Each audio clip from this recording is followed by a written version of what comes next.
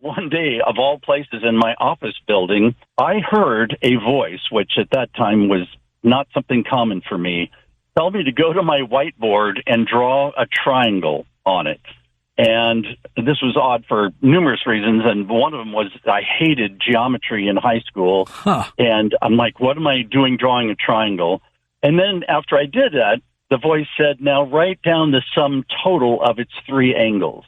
And I did that, and the last thing was play that as a tone. And, you know, we can all download apps on our phones, and there are tone-generating apps.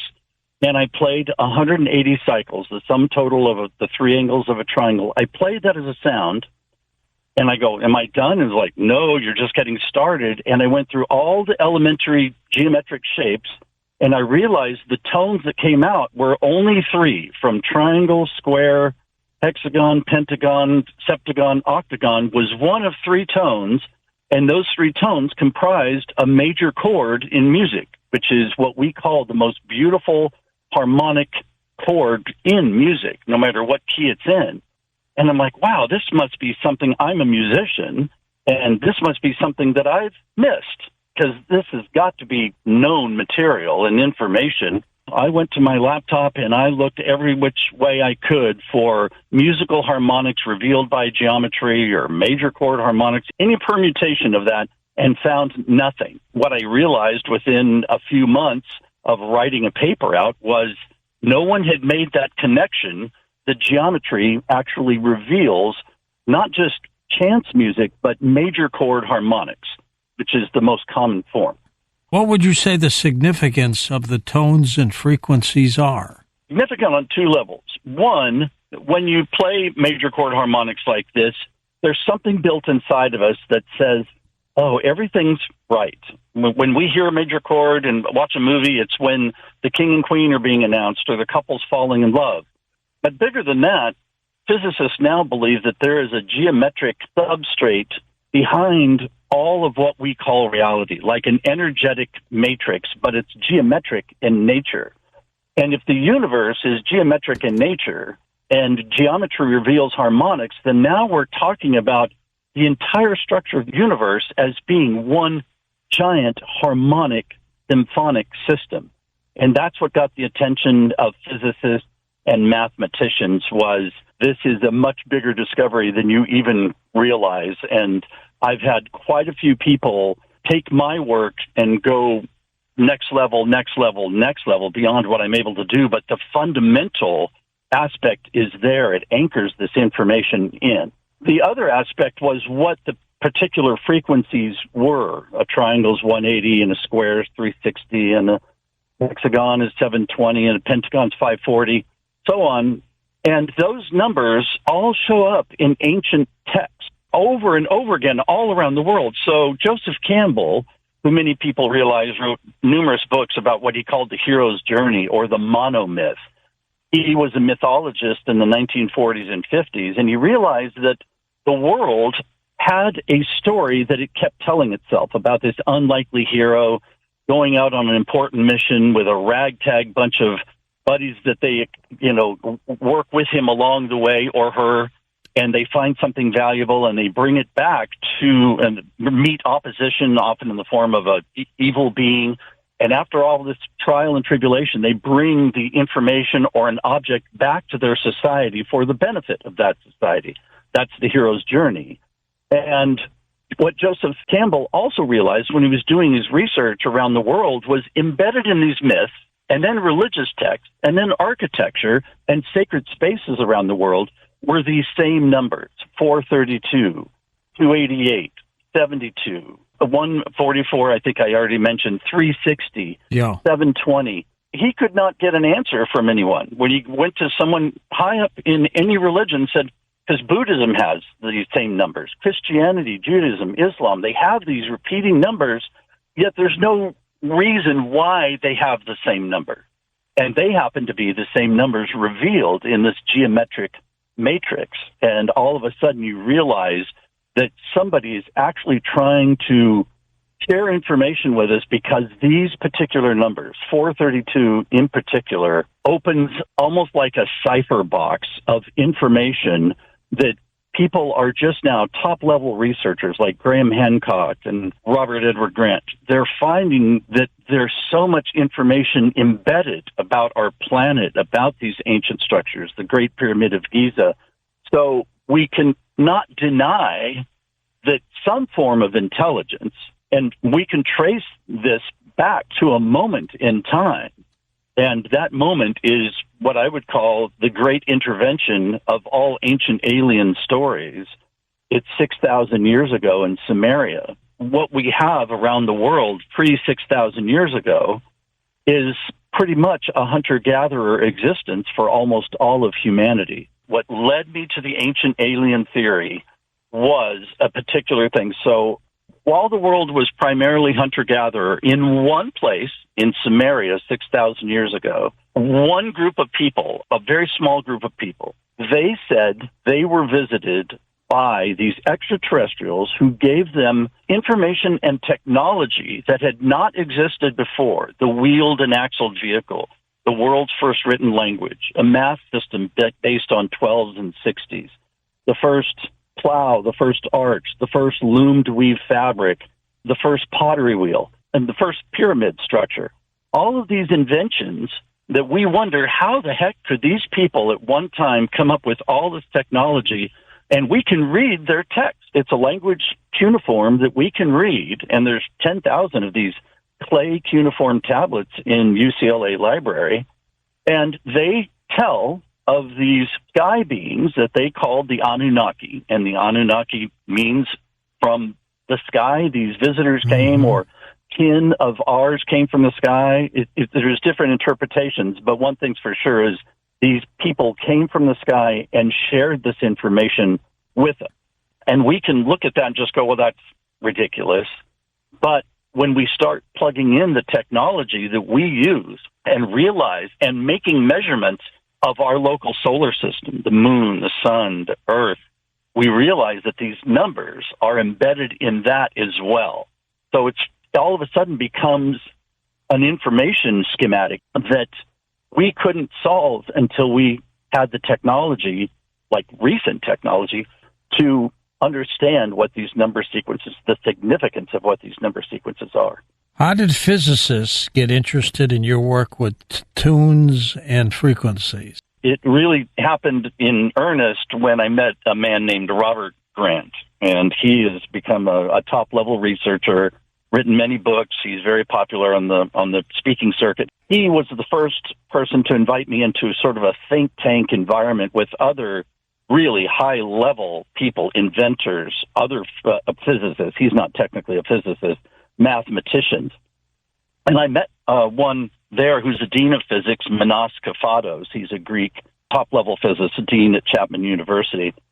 And I had built these models that used a lot of the information that I got, taking the flower of life pattern, if people are familiar with that, and making it a multidimensional model. And he walked around my apartment and said, first thing he said, where did you get your physics degree? And I said, well, I've never attended a physics class in my life. He said, well, how did you build these models? And I said, well, I took this bit of information and combined it with this bit of information, used the flower of life as a template. And he goes, this is the most elegant expression of the quantum universe I've ever seen. And at that moment, I realized that I'm not just thinking stuff up in my head, that there's really something going on here. You bonder on being a genius. You know that, Eric. People can ramble on about stuff like this and sound either crazy or you wonder if they might have something going on. But fortunately, there is tons of new data that backs all this information up that says, I could give you an example. So take the number 432. We were taught a timekeeping system back 6,000 years ago to divide our day and night into 12 different segments and multiply those by 60 seconds and then 60 minutes. But humanity did not have a way to tick off those seconds mechanically or measure them until about 150 years ago. But that formula gave us 43,200 seconds of day and 43,200 seconds of night. And incredibly, where I heard this first, Graham Hancock, he didn't discover this, but he shared it.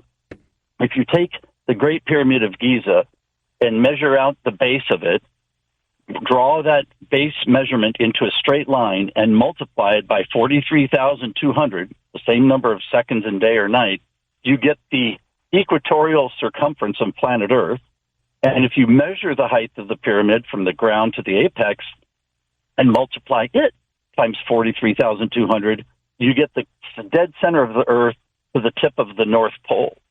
Humanity could not have known any of this information, yet there it was. They were writing it, they were using it to some degree, but they could not have known what it was going to someday reveal. But it's like timed release. As humanity evolves, and if they evolve, and if they develop certain technologies, we will come to realize that someone has been communicating to us through number patterns since at least 6,000 years ago. That's when we started writing, so anything before that's kind of conjecture.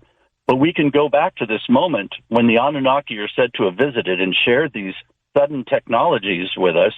And at that same moment, that's when we've got this arrival of this extraterrestrial story. That's the moment we launch all these technologies. So it's truly an incredible discovery that many people are actually tapping into now. There's lots of people getting bits and pieces of this puzzle, and I just keep adding them in because they fit, they fit perfectly with each other. There's no fudging, or isn't it amazing how close this is? It's like gears on a Swiss watch, these numbers, these patterns, the mechanical movements of the Earth. All of these measurements fit absolutely without any tolerance. They fit perfectly with each other. So it's not guesstimates, it's not mythology, it's not lore, it's not religion. It is revealing things about our planet, our sun, our moon, our local solar system that could not have been known at the time, but because we got to a place where we could make measurements of the sun, so in music we have what's called octaves, and that's the same note, either twice as high or half as low. So if you sing do, re, mi, fa, sol, la, ti, do, both do's are the same note, an octave apart, meaning they're doubled. It's double the frequency. If you take 432 and double the frequency, you get 864. Well, the sun, measured in miles, is 864,000,000 across in miles. It does not just happen. If you go half from 432, you get 216, same tone, half lower.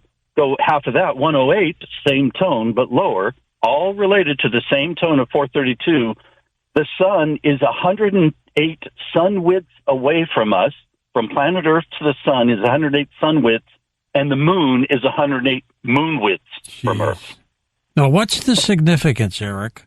I would say that the significance, as crazy as it sounds, is that we are living in not only an engineered reality here on Earth, but quite possibly an engineered local reality around us. Is there a method and a message behind this? Well, the method we could only guess at right now. I mean, you can go anything from game theory, which is this is all just a hologram supported by a geometric matrix holding information, and we're all just players in it, either like the Sims game, there's someone above us, like some people call our overself, like our soul body, that is maneuvering our earthbound little humanoid biological body around like a video game.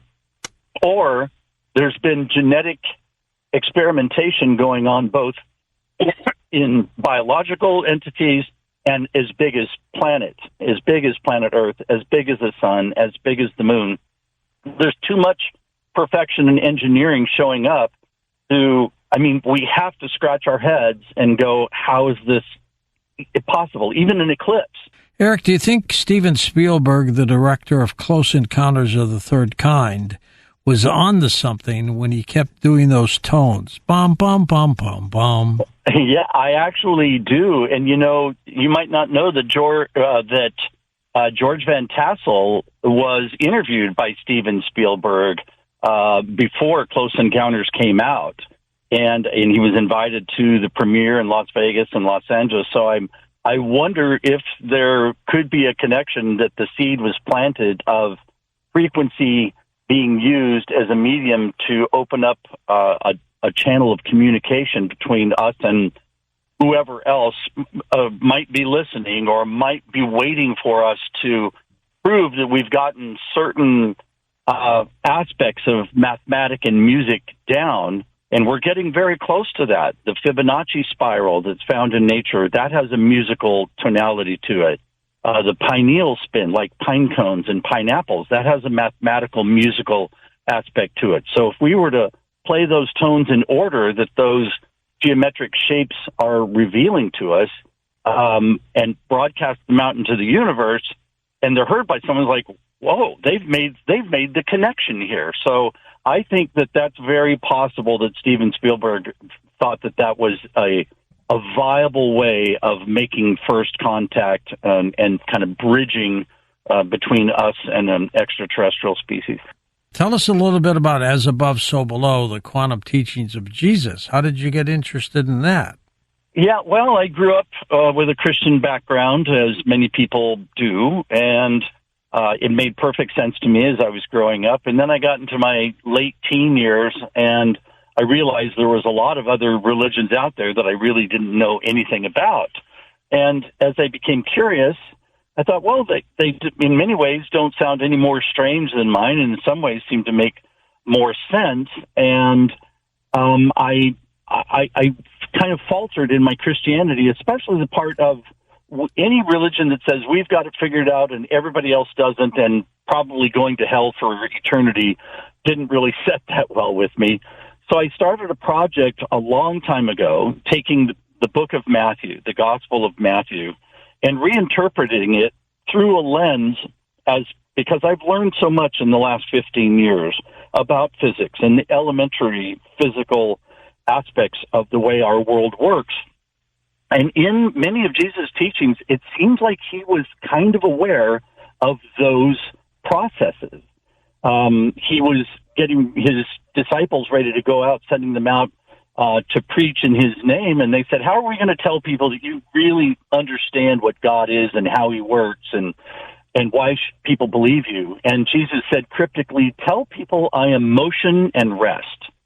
And you could not describe in 2 words the energy of pulse, which equals, when you have pulse, then you have vibration, and if you have vibration, you have frequency, and if you have pulse, you have energy. So Tesla said, if you want to understand the universe, you think of energy, vibration, frequency, and here's Jesus talking about it 2,000 years ago.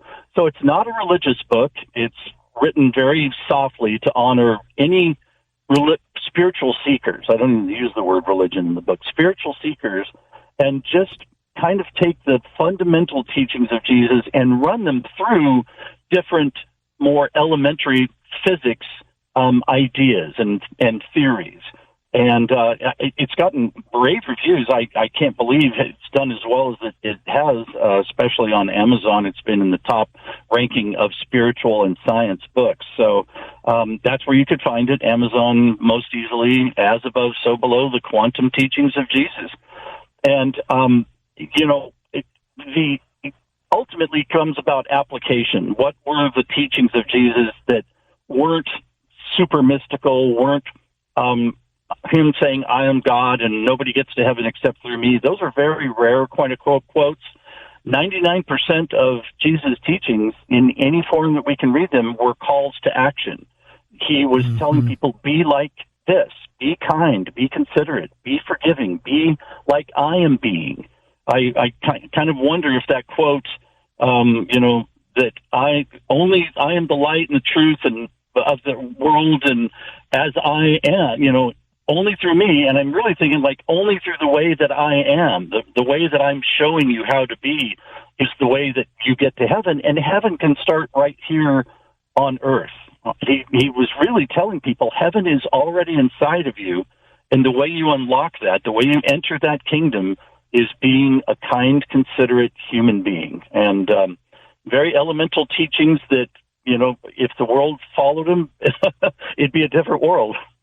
Now, wasn't George Van Tassel into Jesus, too, in a big way? He actually was. A lot of people think George Van Tassel must have been, some crazy guy just talking to aliens. But the more he learned, And the more he learned about things that we call miracles, and you could date this back, is when somebody did not understand how something worked, it was called a miracle. And then we start getting into the sciences, and we understand Newtonian laws and push and pull and forces, and we start going, oh, that wasn't a miracle. We understand how that works now. I believe that many of Jesus' teachings were things that we just don't understand how they were done yet. And George Van Tassel actually believed that Jesus might have been an extraterrestrial visitor. That became his final thought on the matter, because he never renounced Jesus. He was a suit and tie, church-going Christian till the day he died in 1978, the year that I graduated high school. And the application of it, when you think of it through his lens, that maybe Jesus was just almost like a new proto-human, like that technology is actually already inside of us. We think that we're 90% junk DNA. Well, nature doesn't fill itself with a bunch of junk things that it doesn't need. I would say very probably inactive things that are built inside of us. And once they're turned on, switched on in our coding, in our DNA, and in our genetics, we will be able to do things that look like miracles 10 years ago. And I think that that's really what Jesus was alluding to, is we are of the Father. You know, you go back to Genesis and you hear a multiple. You don't hear a singular God. You hear the plural gods saying, let's make them in our image, meaning we have the technology. Those beings have the technology to somehow be involved in our creation. And I believe that they were trying to share, this kind of bridges both the ancient alien and the Jesus stories, that the quote-unquote gods were trying to share information with us that would make us a more intelligent, enlightened species. Who were the gods, Eric? Well, we go back to the Anunnaki. I mean, you could call them many different terms in many different religions, but I always go back to the Anunnaki because in the ancient alien theory canon, we have what are called interventions. It's not just seeing a light in the sky. It's not just shaking hands with an alien or going aboard a ship and being probed and sent back down. It is an actual conversation of sorts. It is an intervention.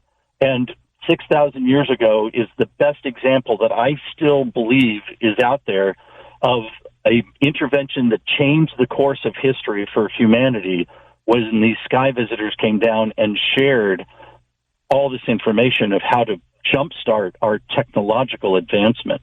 And we're still using those devices today. They're just higher tech versions of the same things that they were taught 6,000 years ago.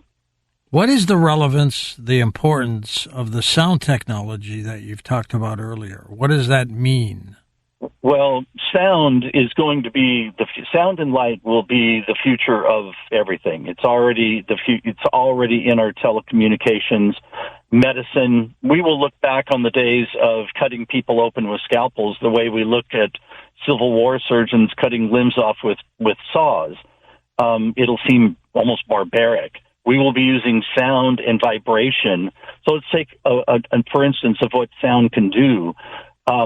You can have two different frequencies, and you can create cavitation. You can create an elemental aspect where cells rub together because of these frequencies agitating them, almost like microwaves, but it's sound waves.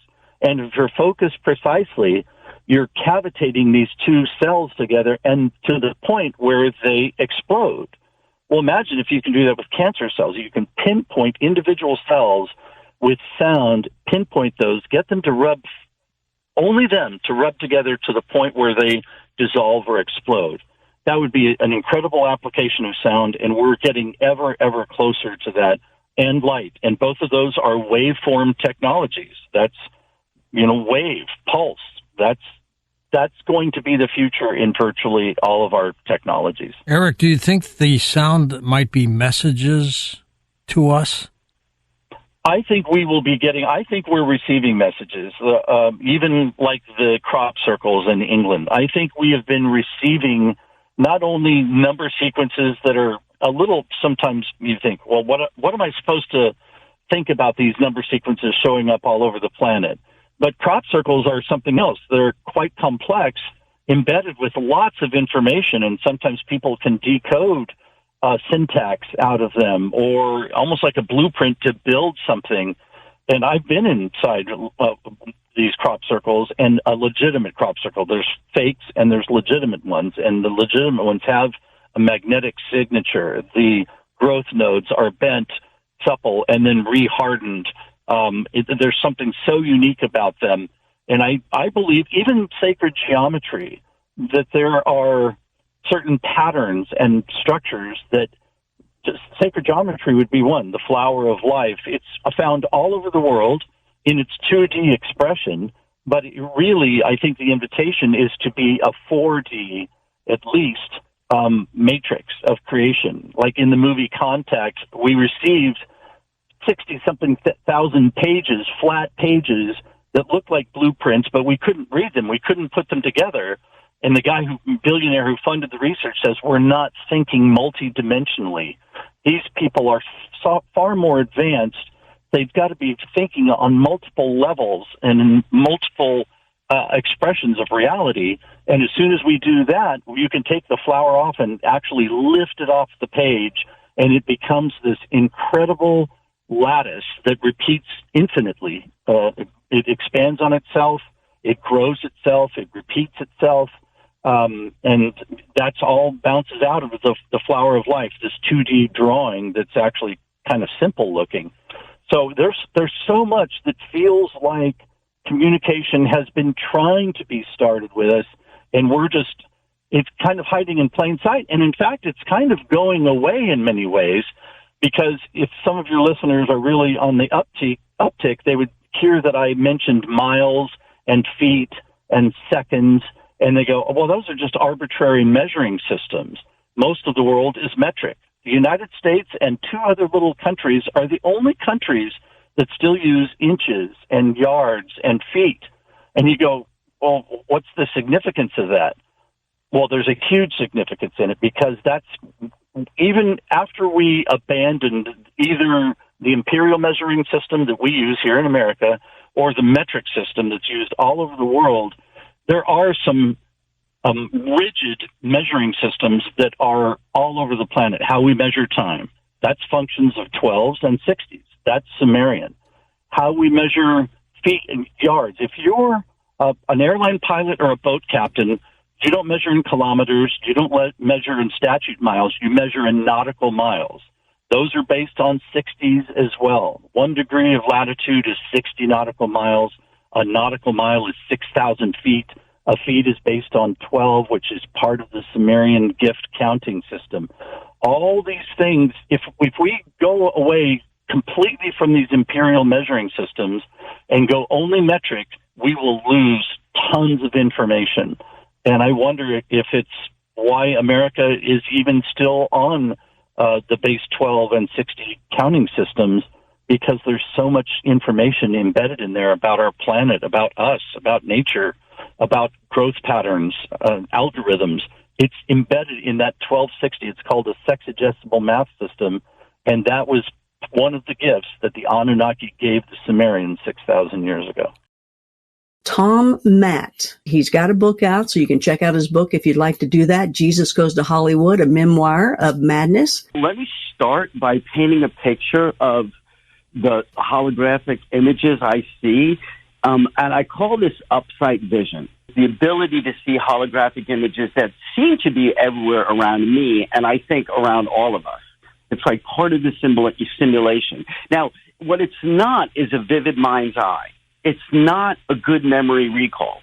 In other words, if I'm driving a car and you're a passenger and we're sitting there driving and you want me to talk about, hey, do you remember the Jaws poster from the 70s, or do you remember the Star Wars poster? I can picture that in my mind's eye, and I can think about that while I'm driving the car. Upside vision is completely different than that. Upside vision, when I'm doing upside vision, I have to literally focus my eyes and see these holographic images. I cannot do any kind of motor activity. I need to see them and focus on them. So if I'm focusing on them, I obviously can't focus on the road. If you and I are talking about, let's say, I'll use a reference again, a Jaws poster, it might in front of me or to the right be the Jaws poster, but it could just as easily be an elephant riding a bicycle in a circus. So this has been happening to me for a dozen years. Let me tell you kind of what they look like, too, if I can. The first one is a movie a couple of years ago on Netflix called The Queen's Gambit. And when the protagonist is laying in the bed, she looks at the ceiling and she can see the chess pieces moving around. This is what upsight looks like to me, except they're usually clear with a color tint. Or if you have not seen The Queen's Gambit, there's a movie, the Iron Man movie. Tony Stark is in his office, and he's got the holographic images around him. It is literally that graphic and that detailed and that immersive. So that's kind of what it looks like. So I've not had this my whole life, right? About a dozen years, I went through a severe mental health crisis. I was addicted to cocaine. Everything from an addiction perspective came to a head. I walked out of my business, my family. It was horrible. By the end of the year, I'd lost everything. Spent all my money. I ended up homeless in L.A. It was, like I said, it was bad. But at the end of the year, I'm sitting on my couch, right? And I look over. There were 4 holographic images right in front of me. The back of a dinosaur, blood cells moving through a body, a slot machine, and the Grim Reaper. First time I did this, I was absolutely high. But even then, I knew intuitively I did not need to be on cocaine to see them. So that was the last time I ever used. I'm almost 12 years sober now. I got 2 MRIs. After this happens, when something like that happens, I've seen enough movies, I think all of us have, where you're like, okay, you've got this extraordinary ability. Something is pressing on an area of your brain, and there's a tumor or there's a lesion. But I had 2 separate MRIs. There was no damage from drug use. There were no lesions, no tumors. There's nothing wrong with the brain. So I got a clean bill of health that way. But obviously, none of the doctors could say what was going on. None of the eye doctors, nothing. And I've been searching. But I know my curiosity and my desire for answers has driven me for the last dozen years. And I want to say another thing, too, because, again, I think it's important for the listener, too, because people are like, well, it's a hallucination. Here's the deal. We know this is external, right? And we know this starts externally for a couple of reasons. Number one, my eyes get tired focusing on these images, correct? Number two, there's something called smooth pursuit eye movement. So when your eye tracks something, there are tracking devices, moving from left to right. If you see like a jaguar running across the savannah, if I'm looking at something that you would be next to me thinking is a blank wall, but I'm seeing something move across it, we could track that with my eyes. My pupils dilate when something is arousing or exciting, and that can only be done from an external stimuli, typically. We did some studies up in the Ion Zoetics Institute. So we studied my brain waves hooked up to an EEG machine with a control of memory recall, and then I would see an image, and then I would see it with upsight. But here's the thing. This is the wild thing, Connie. Now, once I have engaged with this external image, let's say I see this elephant juggling in a circus, then this is where it becomes extraordinary. It's like a conversation. I can change it with a thought. So now I can influence what it is. I can change it from an elephant to a coyote to whatever. I can have, I can do anything. I can make the elephant fly like Dumbo. So that's where it's, like I said, next level. And that's just a kind of a fun thing. There's intellectual property. There's really important things. There's structure of things in this space, too. That's what got it started. It's like a muscle. The more I use it, the more information I download from this place. And I call this place the Akashic Record, the Book of Light, the Noosphere. I call it the Organic Metaverse. And recently I've called it a hidden biosphere because I think it's with us. It's not apart from. It is connected to us. You think we can all see it if we're trained? That's a good question. I think about that a lot, and from the different people that have reached out to me, maybe to some degree or another, and I thought about it like this. Most people can sing, but we're not all Adele. We're not all Frank Sinatra, So that's the key. Some of us, I think, have it really strong, and mine is extremely developed, and I've worked on it. Like there's somebody that reached out to me just a couple of months ago and said, well, listen, I can see these holographic images, but I can't change them. Well, maybe if you practice. So let's say we're both sitting on the couch and just out of nowhere, will these random things come up? Or can you also say, hey, you know what? I'd like to see a monkey jumping up and down eating a banana. Okay, yeah. But let's be honest. They do not interfere. This is not a schizo effect. They do not interfere with my daily life. I go through life every day. It's not like you come out and I don't think they're real. I have to shift my attention, shift my focus, and pay attention to it. I want to be very clear about that, too, right? Okay. Once that happens, the first engagement, it could be a monkey eating a banana or something. But it can just pop up? It's almost always on. I look at it like tuning into a radio station. It's always on, but once I've tuned into it, then I can pay attention. Now, I say it's almost always on. I wake up in the morning from a deep sleep. These things are not there. It takes a minute. Now, when I go to sleep at night, I shut my eyes, and there's always something there. So at first, I was like, oh, this is going to be brutal. But I learned, picture the side of a stream. Picture a calm river or a side of a lake or an ocean. And that works. And boom, off to sleep.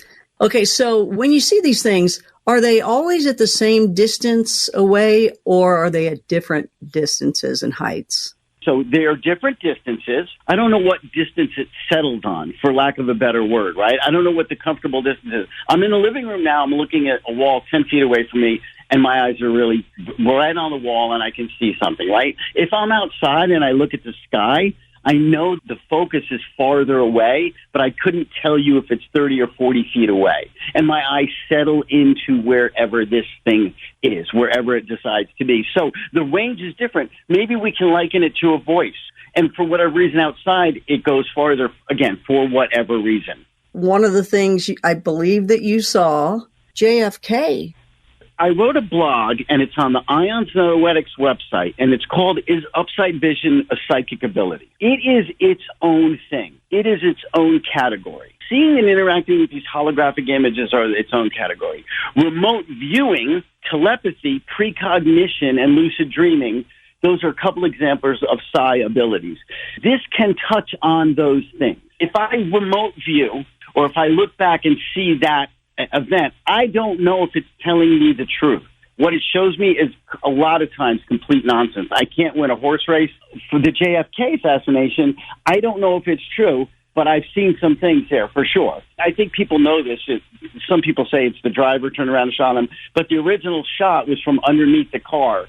It was a can't-miss shot. They showed me that. Let's talk about what remote viewing is for just a minute. Technically, remote viewing is hitting a target. It was developed by the government, years and years ago. So to be a remote viewer is to hit a target that they want you to view. To me, that's like hitting the C note in a song.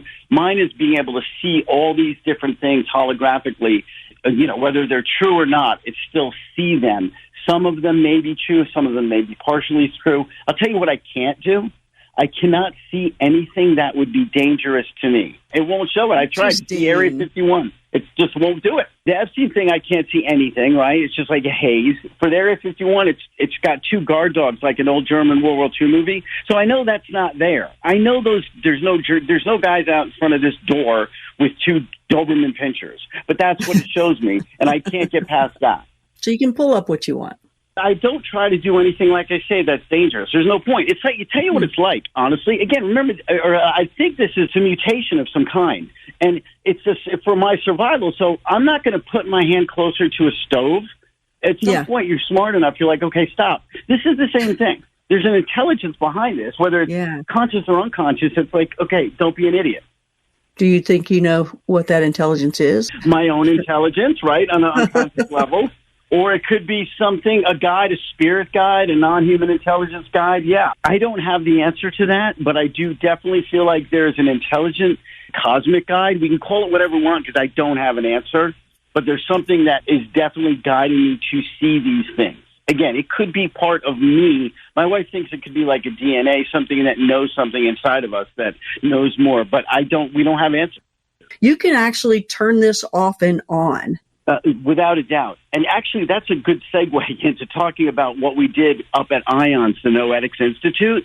I was hooked up to an EEG. I went up there last summer, right? I was hooked up to an EEG, and they wanted to see my brain states, right, across all brain waves, alpha, beta, gamma, theta, all of them. So we did 200 randomized testings. The first brain state, as what we talked about earlier, was what is my brain states while I'm remembering something. They would put an image up on the screen, and then I would have to remember that with my mind's eye. Then they would put an image up on the screen, and I would need to see it with upside vision.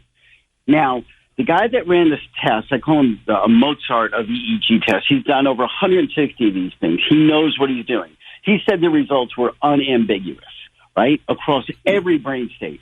What was really interesting about that, if you know anything about these kind of studies, or the brain states for in dreaming, lucid dreaming, and mediums, the theta state is the active one. That's the one that's active in lucid dreaming and even just dreaming. But believe it or not, the alpha brain state is what the relaxed brain state. Typically, it's relaxed while I'm doing upsight.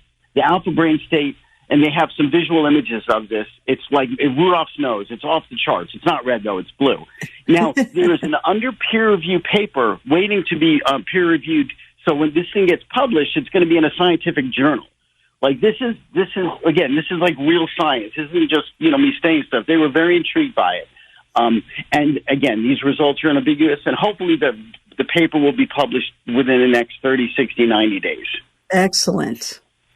I'm looking forward to that. Do you get a sneak peek of it, or you got to wait?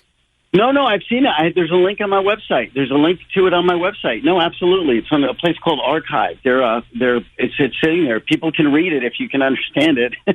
Oh, I know what you're talking about. Okay. Is that paper? No, you can read. The abstract is understandable. The deep science and the math, okay. Not the math, but the science, maybe most people wouldn't. I certainly didn't.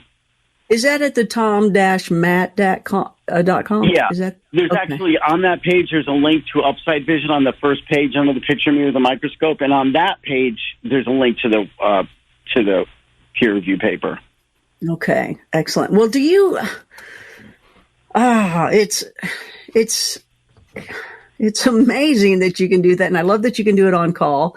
I love, on demand. That's all really just something special. If I'm in the room with you and you and I are talking, let's say we're having dinner and I'm looking at you, and then all of a sudden I'm telling you a conversation. All of a sudden I see your little eyes go somewhere else and you actually watch something walk by or something. It doesn't mean that that's the waiter going by. You could be seeing some sort of panther, trotting over from behind me or something.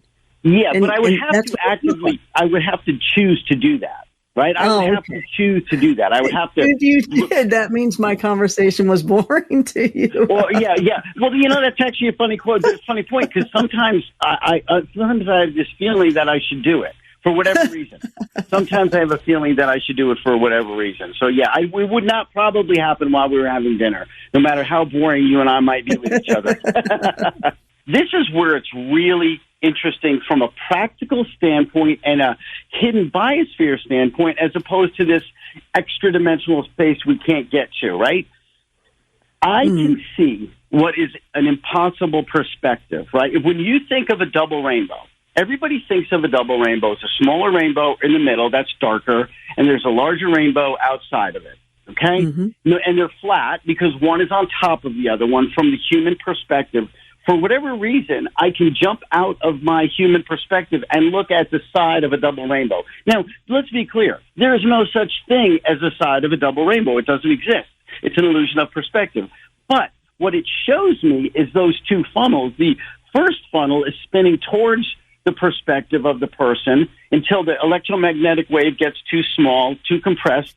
Then it spins backwards out of the funnel, and the fused one or the lighter one, it's going in the other direction, and the Alexander's band is where they overlap.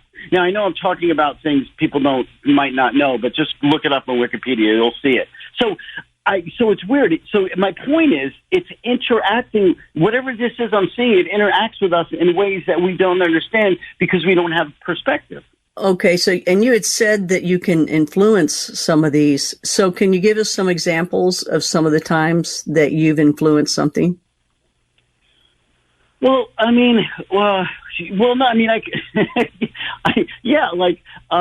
if I wanted to just, let's say I wanted to watch, let's say I wanted to see if there's a Bigfoot, right? I know that you're a fan of Bigfoot, right? So if I wanted to watch in whatever mountains, the mountains of Adirondack, New York, or whatever we want to, in Alaska or the Yeti or the Himalayas, if I wanted to, I could see a Bigfoot walk through that. Now, I don't know, again, this is the thing. You don't know if that's real or not. There's no footage of that. Right, exactly.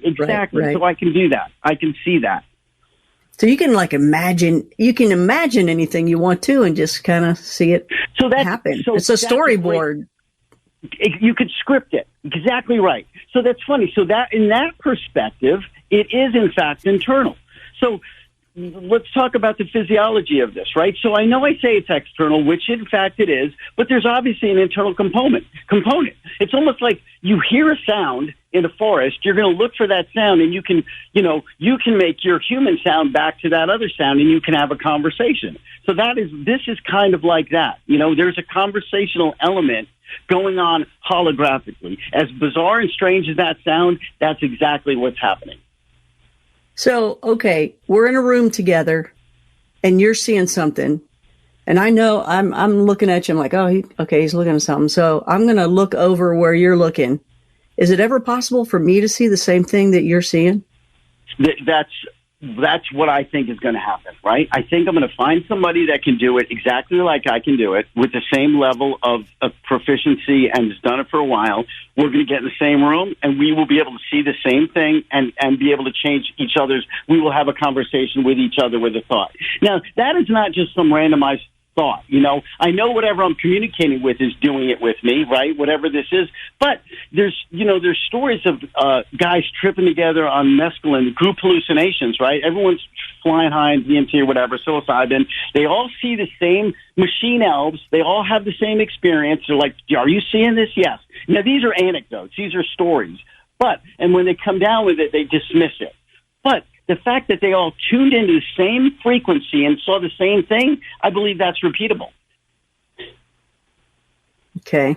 Yeah. Okay. So the answer is yes. If somebody's worked at it, again, that's the other thing. What does that even mean, working at it? I know I've worked at it, and I haven't tried this with anyone. Do I think it's teachable? Yes. Are we at the place where it can be taught? Sort of, kind of, maybe. In the right circumstances. Certainly by themselves. It's like working on your, notes if you're singing. Seriously. Yes, true. Okay, so just to go back a little, do you believe that this came about from your breakdown?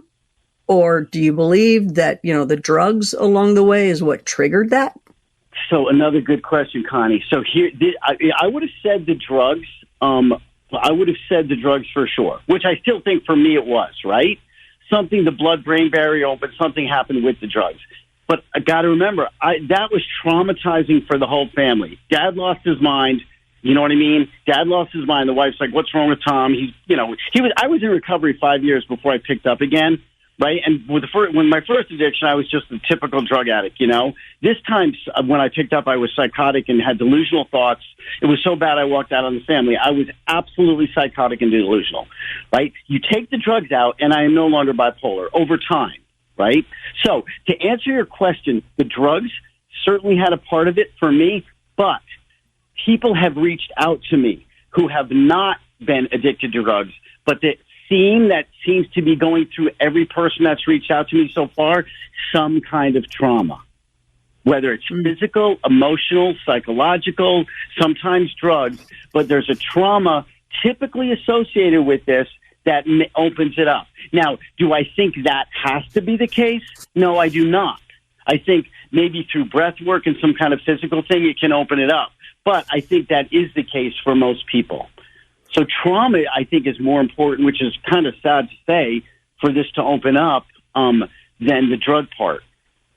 Man, I wish they could have found something in those MRIs, just something so you'll know that, it triggered here and we can trigger everybody here and see this. Does it look any different in the daylight or nighttime? Okay. Yeah. Sometimes for whatever reason, it doesn't look different, but it's kind of, it's kind of stronger, but it's sometimes during the late afternoon hours, it kind of gets a little more focused. That seems to be the case. I don't know if that's provable, but it seems to be the case. Maybe I'm more awake and focused then. Yeah. Just seems to be a little bit yeah, that's more. You. Yeah, that's the kind of thing. That's the kind of thing with a bigger data set we could test. Sometimes at the beach, it's interesting, right? One time I was in the front of an airplane in first class, and it was wildly strong. And I'm like, wait a minute, this is like a battery. I'm like, the battery and all the people, is it because somebody behind me has upsight and it's stronger? Or is it because of all of the brains behind me, when I'm at the front of it and I'm picking up all that energy? Again, that's just something that happened. Because, if I sit in regular class, it hasn't done it before. I mean, I can do it on an airplane, but for this reason, I was in the front. It was extremely strong. Now, there's got to be times where you're sitting there, you're sitting there on the plane and you're looking, you're going, I'm kind of bored here. Let me just go ahead and put this little movie out in front of me. La, la, la, la, la. Oh, let's make the monkey do this. Oh, let's make the elephant do that. There's got to be the neighbor next to you and in the seat next to you going, get me away from this guy. There's something going on. Well, yeah, you would think that, but I don't, nobody knows when I'm doing it. They don't know what's going on. My wife, she's like, are you sleeping? And I'll be like, no. She's like, she makes fun of me now. She's like, don't talk to me. I'm doing upside. That's what she says. She goes, don't talk to me. I'm doing upside. That's what I say to her. I'm not sleeping. I'm doing it. And I can do it eyes open or closed, right? In the beginning, I thought I had to be my eyes closed, but no, I can do it wide open. But I need a blank wall because the any pattern interferes with it. Because these things are clear, by the way. I may have said earlier, but it's worth repeating. These are clear with a color tint. These are not full color holograms like in the Star Wars movie with Princess Leia outside of R2-D2. They are not full color. They're like a clear one color with sometimes a color tint to them. Oh, okay. You can probably relate to this. So when you make a TikTok video and you put the words up and you can pick a color, one of them is neon and it's just a little tint of color. Do you know what I'm talking about? I do know what you're talking about. Yes. And it's kind of like that. Yeah, it is. Yes, absolutely. In fact, if you want, we could talk about what we think this is, right? So I did this. Now, this is interesting. During the second MRI, I had the foresight to say, hey, I wonder if I can do upsight in the MRI, because I'm assuming the magnets will interfere with it, because I assumed it was part of the electromagnetic spectrum. And the magnets are way too strong that my little brain, in our little heads, whatever emitting whatever waves were emitting, it's going to be interfered. But I did it. It was business as usual. So that got me thinking, well, gravity gravity doesn't have an effect on magnets. So maybe it's gravitational waves I'm seeing. And then I was like, wait, light reflects off of matter for us to see. Maybe gravitational waves are reflecting off dark matter for me to see. Maybe it's dark matter. Now, I know dark matter is a placeholder that physicists use for the formation of galaxies, but I got to put something out there. I don't know what it is. It moves and changes through time. There's something that is reflecting off of something else. I know I have a biofield, right? Maybe that's part of it, but also the Earth's biosphere. Both of these things are interacting with each other. Yvon Smith began researching the UFO phenomenon in the late 80s. She specializes in cases of post-traumatic stress disorder, observing that many of her subjects were describing a pattern of alien abduction and other close encounter type experiences. She founded CERO, the Close Encounters Resource Organization. So you started this work in the late 80s. Those were heady times for this topic. Give me a sense of how things have changed. The experience of abduction doesn't stop. It may lay dormant for a while, maybe a year or more, but somewhere down the line, something else is going to happen. Once the person is chosen, and we still don't know exactly how that happens, and it also involves their family. It's a family connection and runs intergenerational. Once that family unit is chosen, they are in the alien beings program for life. I have many clients in their late 70s, 80s, and they ask me, what do they want with me now? I can't give them any sperm and I can't have babies anymore. But I just tell them, once you're in their program, they will have something for you to do. I have experiencers being taken onto the craft, and they are told to bond with hybrid babies that are being created still, because they need the bonding from a human being. They're not capable of doing that as we do with our families. They will have other people come in and escort experiencers onto the craft and calm them down and try to talk to them while they're being placed on tables. I know this sounds very fantastic, but after over 3 decades of what I'm doing with my work, I mean, I just have to talk about where the research is taking me. And this is what I have found, which I find extraordinary, because the people that are asked to help out when they're bringing new experiencers on board, those people themselves were once very, very traumatized when they first came to see me. And so I call this a graduation process. After several years, they're asked to help out. They're not really asked. That's what they're supposed to do. Many of them really don't want to escort people onto the craft, escort people on certain parts of the ship, because they know what's going to happen to them. I know back when my colleagues, were out there, that's when I started as a rookie with them. And I remember that, I know you remember when Bud's Intruders became a CBS miniseries at the time. So, that was huge. But contact is still happening, George. When you started studying based on you're on the shoulders of these giants that you just mentioned and the work that they were doing, this is so foreign, though. It's so weird, so foreign to the human experience. Did you have a couple of cases that walked in the door? You put them through into hypnosis and they start telling you the story? What is your transformation like? What's that process like for you? When I started seeing clients, wasn't sure what was going to happen. You never know what's going to happen in regression. Of course, I studied with Bud, gracious enough to have me observe some of his regression sessions. I went to hypnotherapy college and graduated from there, worked in the clinic doing the hypnotherapy that I learned. But you don't learn what I've learned with abductions in hypnotherapy college. That was all done with my colleagues, and especially Bud. He would come out to Los Angeles. He would stay with me and my family at times. I would be able to observe his sessions. So at the time, I didn't know how valuable that was. When I started hearing during the regressions all the similarities from one person to the other, reactions they would have, they would relive the trauma, and then trained hypnotherapists will take that person through the trauma, through reliving it, but using techniques so they don't necessarily have to experience the pain, the discomfort, and so forth, and the fear. And I think, and I know, that's what's kept me in this field, this crazy field, for so long, because the people who have come to me, the people who have contacted me, and now I'm doing Zoom sessions, so I have people from all over the world, George, which I never knew that would ever happen when I started my practice. It's the caliber of people, it's the patterns that I've established or that I've seen, the similarities that, and these people still don't know each other. So, this is real. This is truly happening. I know I picked the most difficult part of the UFO field, but there's so many people out there that still need the help. I'm teaching now since 2021, right after the height of COVID.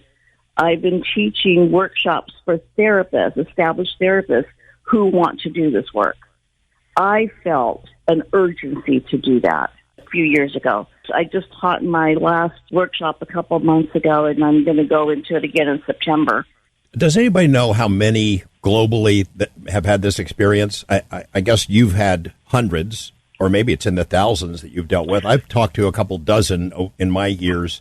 Every once in a while, I'll get one that I think, this is somebody who's sort of making it up as they went along. Do you have a mental checklist where you go through it and something else might be going on with this person? They need somebody else's help, not necessarily mine. In my position as a certified hypnotherapist, I'm usually the last kid on the block someone will contact. Usually they've gone through years of traditional therapy. Whatever their past was, there's still an area in their lives, this little pocket there that their therapist is not able to tap into. This is where over the years I've received their patients, for their patients to me, because the person will finally tell them, my family and I saw a UFO. Of course, people are terrified of telling their psychiatrists or psychologists because they're afraid they're going to be locked up. They're afraid they're going to be hospitalized for life. When they finally tell their therapist what happened, that's when the traditional therapist will call me and say, I think this is your line of work. Many of them don't want to touch this with a 10-foot pole. I can totally understand. So when they finally come to me, George, they're already been tested, psychological testing and so forth. And then I take it from there. In the very beginning, I think I could count it on one hand when someone came to me, and this was before we had the internet, before we really have cell phones and email. As I was interviewing them, there was nothing that I could put my finger on that tells me this sounds like someone who's been abducted. So I referred those people out to colleagues of mine because I told them there's nothing I could do to help them. I am not a traditional licensed therapist. I'm a certified hypnotherapist who specializes in abduction. So they would have to go and start from square one, which I don't have to do in my practice. So I'm very fortunate there, George, where I can take it from the point where their therapist calls me and says, I'm going to refer this person to you. And my job is to relieve them from the PTSD symptoms. That's my first objective, my first job as a therapist. And then comes the research. Let's see what's happening with this person. Can you give me a sense of what percentage of the people who come to you have memories of these experiences without hypnosis? There is a certain percentage. I'm not really great at percentages. I believe it was about 25% maybe. We had figured several years ago. But even though someone has conscious memory, George, it's very different when they go into regression. There's so much more there. I wonder if you could give me a sense of what's going through the experiencer community now, that they're just been, the interest in this, the media coverage has dropped off a cliff. It's like it doesn't happen anymore. In essence, it's because so much of the energy in the UFO world is about black projects and secret technology and what's stashed in some aerospace contractor and where are the bodies and all that stuff. The secret budget and secret programs and the one-on-one contact that should be the heart of this really doesn't get much attention. It's not like they want attention, but I'll bet there is at least some concern in the field that they get so little. I'm not concerned with it at all. And it's true. The attention has gone to everything that you described, George, which rightly so. Everybody's ready for this. Everybody's ready for the truth. But I still call them abductees or experiencers because some people feel against their will, and some of them are still going through the anger and so forth. So I use those terms interchangeably, so I don't leave anyone out. But this is I feel, from working with so many hundreds of people, central to the beings wherever they're from, and who knows what their end game is. But this is the main reason for their agenda, I feel, creating a hybrid race and contacting millions of people. Like I said, this is worldwide. Now I am working intimately with people around the world with the same stories, the same similarities, experiences. I'm astounded the longer I'm doing this. So even though it's not like it was in the 80s, the late 80s and the 90s, oh my God, I was, I think, on every show on television, the shows that were on all featured UFOs and abductions and, sightings and encounters. I flew to and from New York doing all the talk shows. It was a busy time, but it's still busy from where I sit. People are still being contacted. The last several weeks or more, I have been contacted every week by at least 1 to 2 brand new people from all over. all over the United States and other countries. And it's been steady. And in my work, I have never had my practice be so steady. It's like I'm working full time. So I feel that something is brewing beneath the surface, George, lately. You mentioned what I termed the urgency. Back in about 2011, I started hearing people telling me, they'll come into my office, one after another. They've seeked out my help because they feel that they're supposed to know if and what happened to them. And if this did happen to them, and they'll learn it through the regression, the truth, then they're supposed to do something with it. Some say, I don't know if I'm supposed to go lecture. People are supposed to know about this. And these people, most of them don't know each other, and they're coming in telling me the same thing.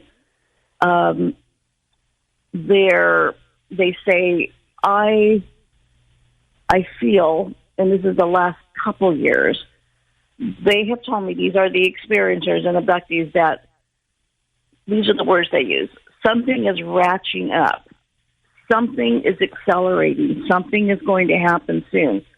I mean, I've heard this for the last several years so steadily that, George, I went out and bought a generator, which I never thought I would ever buy before, and we're storing up on food and water. Of course, we live in California. I live in California. It's smart to be prepared because, we do have earthquakes.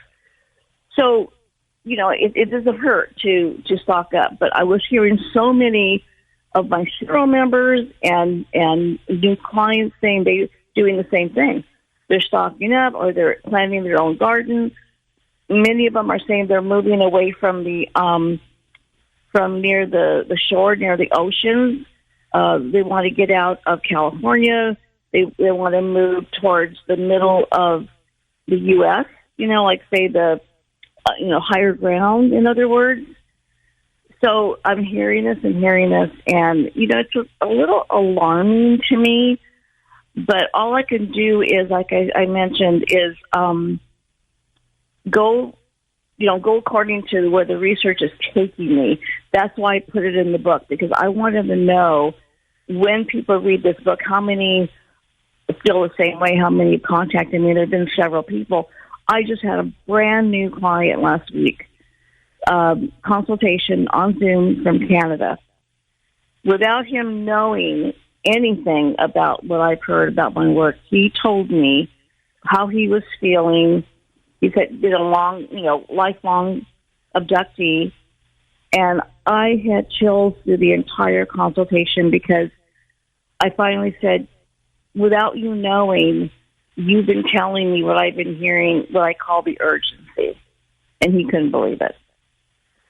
So, we don't know, we still don't know something's going to happen soon. We don't know what soon is. No one's stated any kind of time or date. Like we heard, 2020, we heard, was it 2012, the Mayan calendar. We heard all these things. But none of these experiencers or abductees are giving me any type of date that something is supposed to happen. So if anyone listening tonight has felt this, has felt that they're supposed to do something, but they don't know what it is. They've told me they're very unhappy with their careers that they've spent, years in, went to school and making six figures. They're unhappy with it. They feel they're supposed to do something else and something more to help the planet. And the information they're getting is not specific. It's sort of a general. In your book called Chosen, mm-hmm. We're going to talk more about that. I was reading some of it today, and they get these flashes of images. Sometimes yes. It looks like a video clip that's played for them. We've heard about this for a long time, that Earthlings are given these alien editorials. Hey, knock it off. Clean up your act. Quit poisoning your planet. quit messing with nuclear weapons, those kind of things, advice that we, of course, completely ignore, except for those who suddenly become sort of a semi-prepper, which I am as well. Whoever they are, they're not intervening to help us with these problems. B, here's the worry that I have, is that we are so divided now along partisan lines that if you have abductees, experiencers saying, look, something bad's coming, and it might have something to do with the natural world, the climate, people will automatically want to turn that off because it's an issue that the other side believes in, so we have to be opposed to it. That's what I worry about. Right. Again, back to what you write in Chosen, is none of them are getting real specific information. It's just a sense that things are building, it's coming close, and it's going to be bad, right? Yes, and it's just lately it's been accelerating. I'm going to be lecturing, as you mentioned, at Contact in the Desert, and usually I talk about my cases and the family connection and so forth. And this time, I am going to talk about. It was something that came to me that said I need to talk about the messages that people have been getting, because they're starting to evolve a little bit. I don't want to mention too much because this is going to be my in my lecture for Contact in the Desert. But what I've been hearing, I feel that people out there need to know. The title of your book, the third edition, Chosen, talk to me a little bit about that. That's a very specific name, and I wonder why these people are chosen. Is it genetics? Is it emotional predisposition? Yeah. Is it a combination of a bunch of different factors, or is it just guesswork on your part to try to figure it out? When I was working, years ago with all my wonderful colleagues, we didn't know. We had no idea how people are chosen. And we really still don't. I would love to do a study on blood types, but I haven't had the time to put into anything like that, or DNA or anything to give any kind of specifics. I don't even know if we'd be able to come to an answer. But I don't know how I came up with the name Chosen, George, but I know that once they're chosen, they're in their program for life. They are a lifelong experiencer as well as family members. And in my third edition, that the subtitle is From the Fate of the Planet, or Alien, what do I call it? The hybrid program, to the fate of the planet, because I was hearing about all the urgency messages, and because I after all this research, I feel that the hybrid program, the abductions and a hybrid program, is very central to this. I mean, I couldn't have said this 20 years ago because it just sounded so, fantastic. But I also am saying lately that the hybrids, of course, they're not babies anymore. They grow, and they are now walking among us. Now, I know that sounds fantastic. I couldn't have said this 20 years ago. But like I said, I have to go where my research is taking me. People feel that they have met hybrids here on Earth. And it's not something where you would pass by them and, you recognize them and say, oh, he's different. It's when they stop and talk to them that there's something very different about them. It's almost like they could look through you. They could read your mind. They could look through your soul. Some really strange things have happened over the years at UFO conferences where we feel some of them were in the audience. There was a strange happening in Roswell several years ago. This is way pre-COVID, that there was this little boy that was in the audience. My colleague Ron McGeer, he's a regular in Roswell, and he was upstairs lecturing, and I was downstairs, and he had told me, came to my table and he says, did you have a little boy in your audience? I said, I did. And he was about 12 years old. He had really strange kind of hair. And when he asked a question, because I showed a triangular-shaped body marks that come up on people overnight, the way he asked the question like no 12-year-old would ask a question. It was more very scientific. I was taken aback. You know, I tried to answer the question, and I can't remember exactly what he asked, but people noticed him, and when he walked out of the museum, he walked out by himself. And so that was a little strange. We can't prove he was a hybrid, of course, but just some strange things will happen around this whole abduction experience. What level of interest does our government have? Are there agencies that are looking into this, or they've just basically given up because there's not anything they can do about it? I can't stop it from happening, so they're focusing their attention on the technology and leaving this alone. I mean, they're focusing, of course, on the technology, but I know and I feel that they are aware of that these beings are engaging with us here. And of course, I think they do feel, in a way, helpless because they can't control it. So, I don't know. I know that they're not ready to talk about abductions. I would love it if we had another congressional hearing where we could include abductions, where we could include people that have had this all their lives in some different walks of life.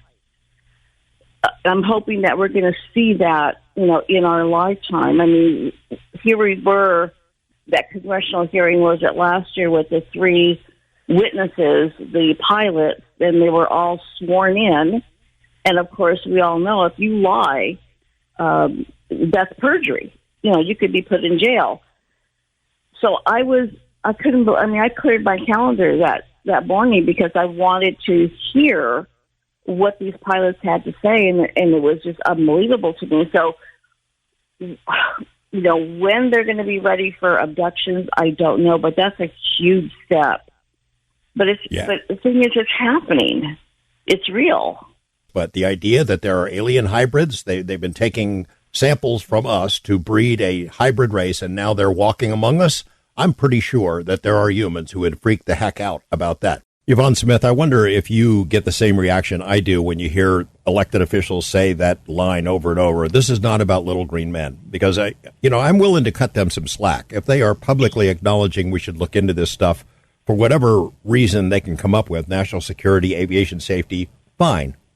So long as we keep looking into it and follow it wherever it goes. But it really is about, if not little green men, then at least, they're some other color. But do you have the same reaction as I do when you hear that? Oh, absolutely, George, because I'm working on this end intimately with everyone. I hear what happened to them in detail. So, yes, it is about the beings, wherever they are, whatever their agenda is. They have been engaging with us down here, and they continue to do it.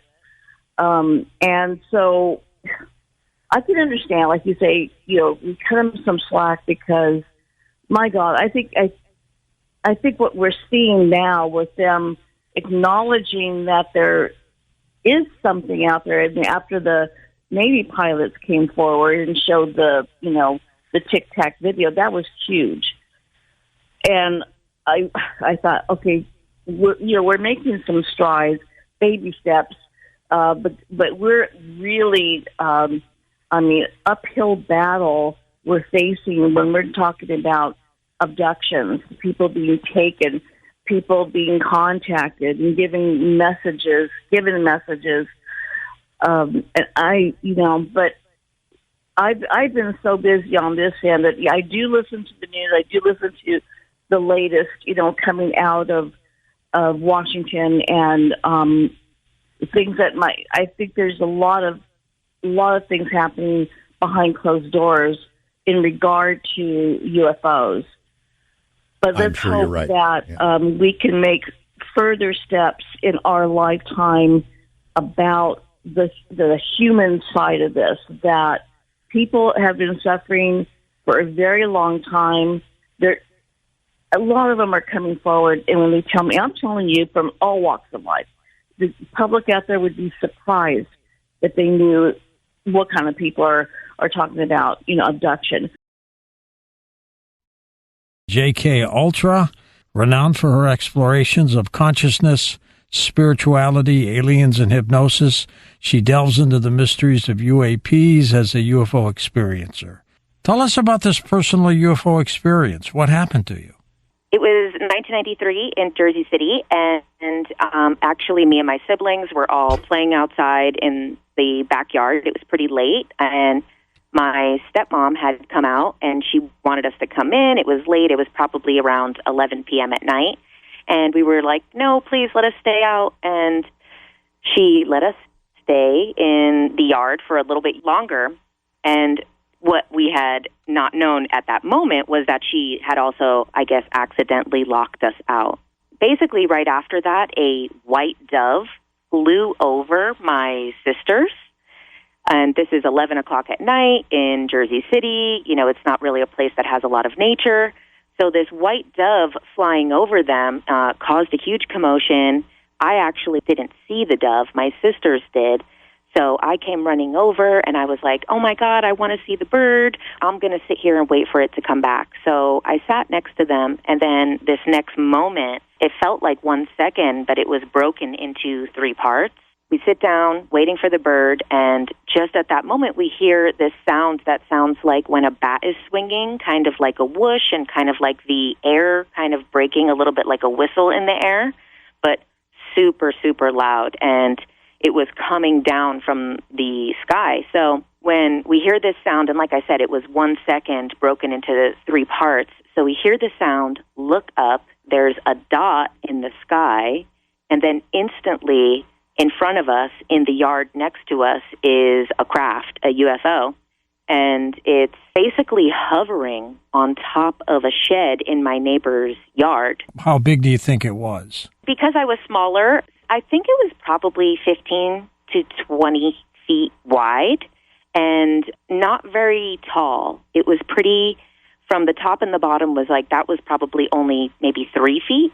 And what was so interesting is that the top of the craft and the bottom of the craft seemed stationary, and then it seemed like the middle part, the like kind of saucer part, was what was spinning. And this was just in 1 second. We didn't even have a moment to react until there was also a dog in the yard with us, and the dog went in front of us and started barking at it. And I remember looking at the dog barking at it, and then I saw the dog cast this very long shadow. And I remember like looking at the dog and then following the shadow. And then the next thing I remember is that we're all standing in a line right at maybe a foot ahead of where we were just sitting. And it was then, still nobody had screamed or anything until this point. And then when we were standing in the line, it was almost as if we all unfroze at the same time. And then, we start screaming and then trying to get back into the house, which then that's when we realized that the door had been locked. I actually thought that my family was going to believe it because I didn't really have any reason to believe that they wouldn't. But my dad, he did not believe it. And they were like, okay, you guys go to bed. Then my older sisters were able to go back out into the yard because they were about 14 years old.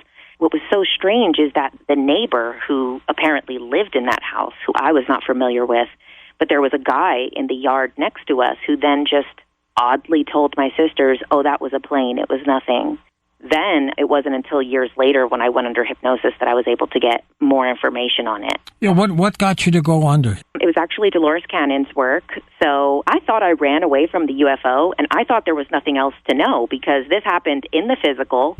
I saw this. All 6 of us in total remembered it, remembered the story. We've talked about it over the years. So I had no reason to believe that there was anything else left to the story. I just always thought for 25 years that I had run away from a UFO. But I did want to know more about it, and I was really exploring Dolores Cannon's work, and then I learned how to do her style of hypnosis. And then I was like, well, I would love to know more information about my own experience. And then that kind of opened a little bit more of a can of worms because I was not able to get any additional information. I was told under hypnosis that I wasn't ready to know what happened. And then my hypnotist kind of kept pushing and asking the question in different ways. And he's like, well, what did they do? What was this about? Can I get one word to describe what that day was? And the only word I kept getting in my head was exchange, exchange, exchange. And I didn't know what that could have meant. So then the hypnotist was very clever to ask the question differently. And he said, what was the purpose of this experience? And what was funny is the answer was the purpose for me remembering it, which maybe implies that there's ones I don't remember.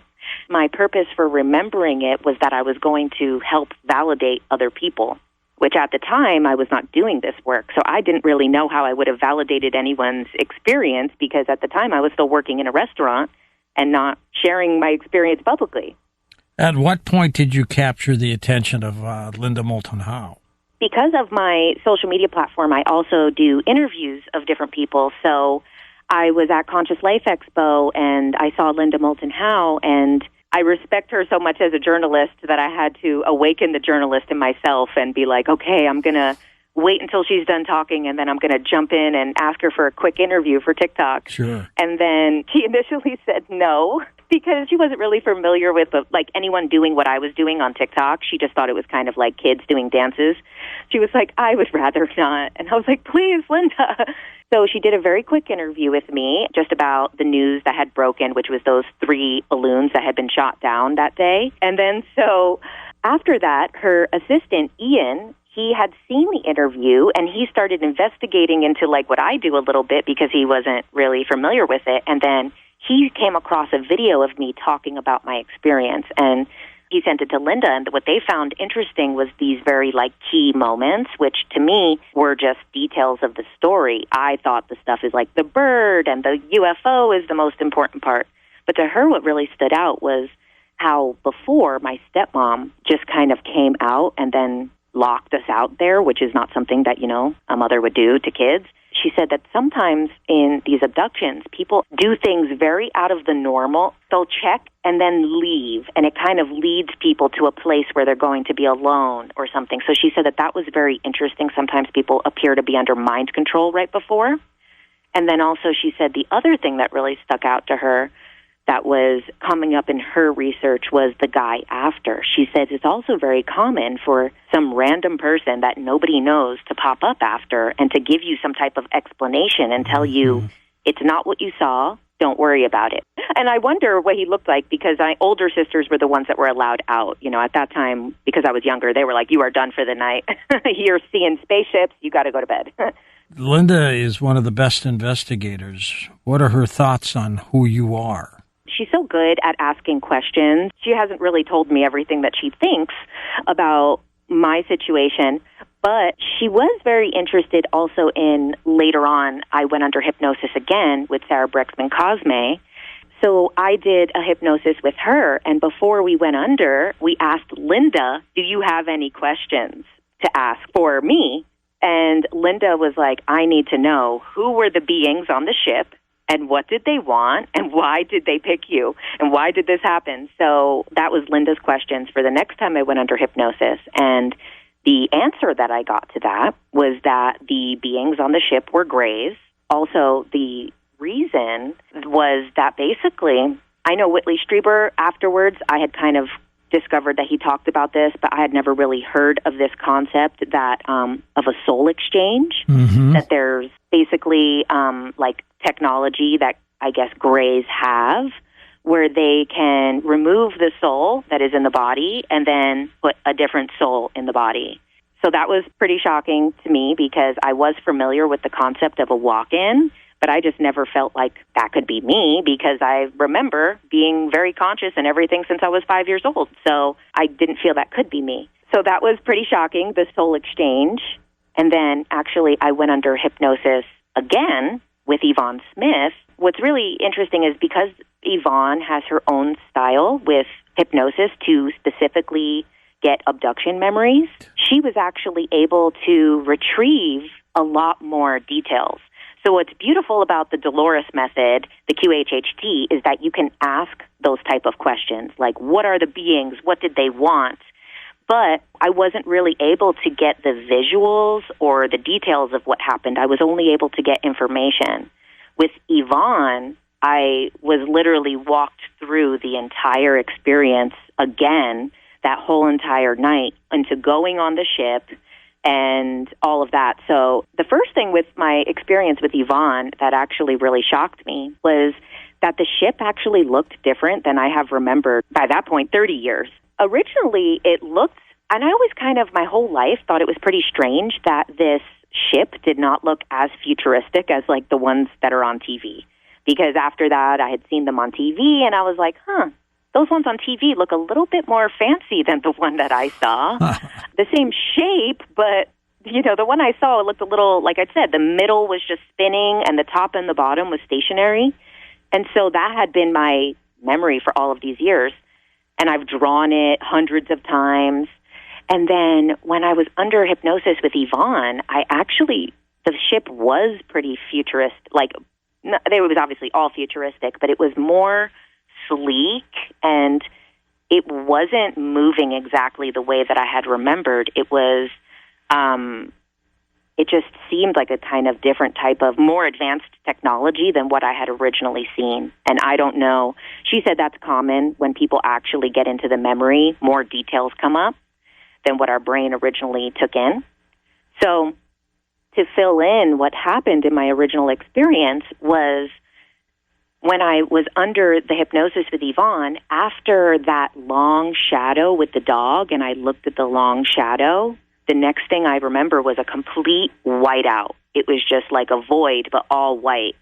And then in that whiteout, eventually these kind of three little shadows started to emerge and get closer and closer. And everyone else disappeared except for my brother, who's a year younger than me. What do you mean? What do you mean they disappeared?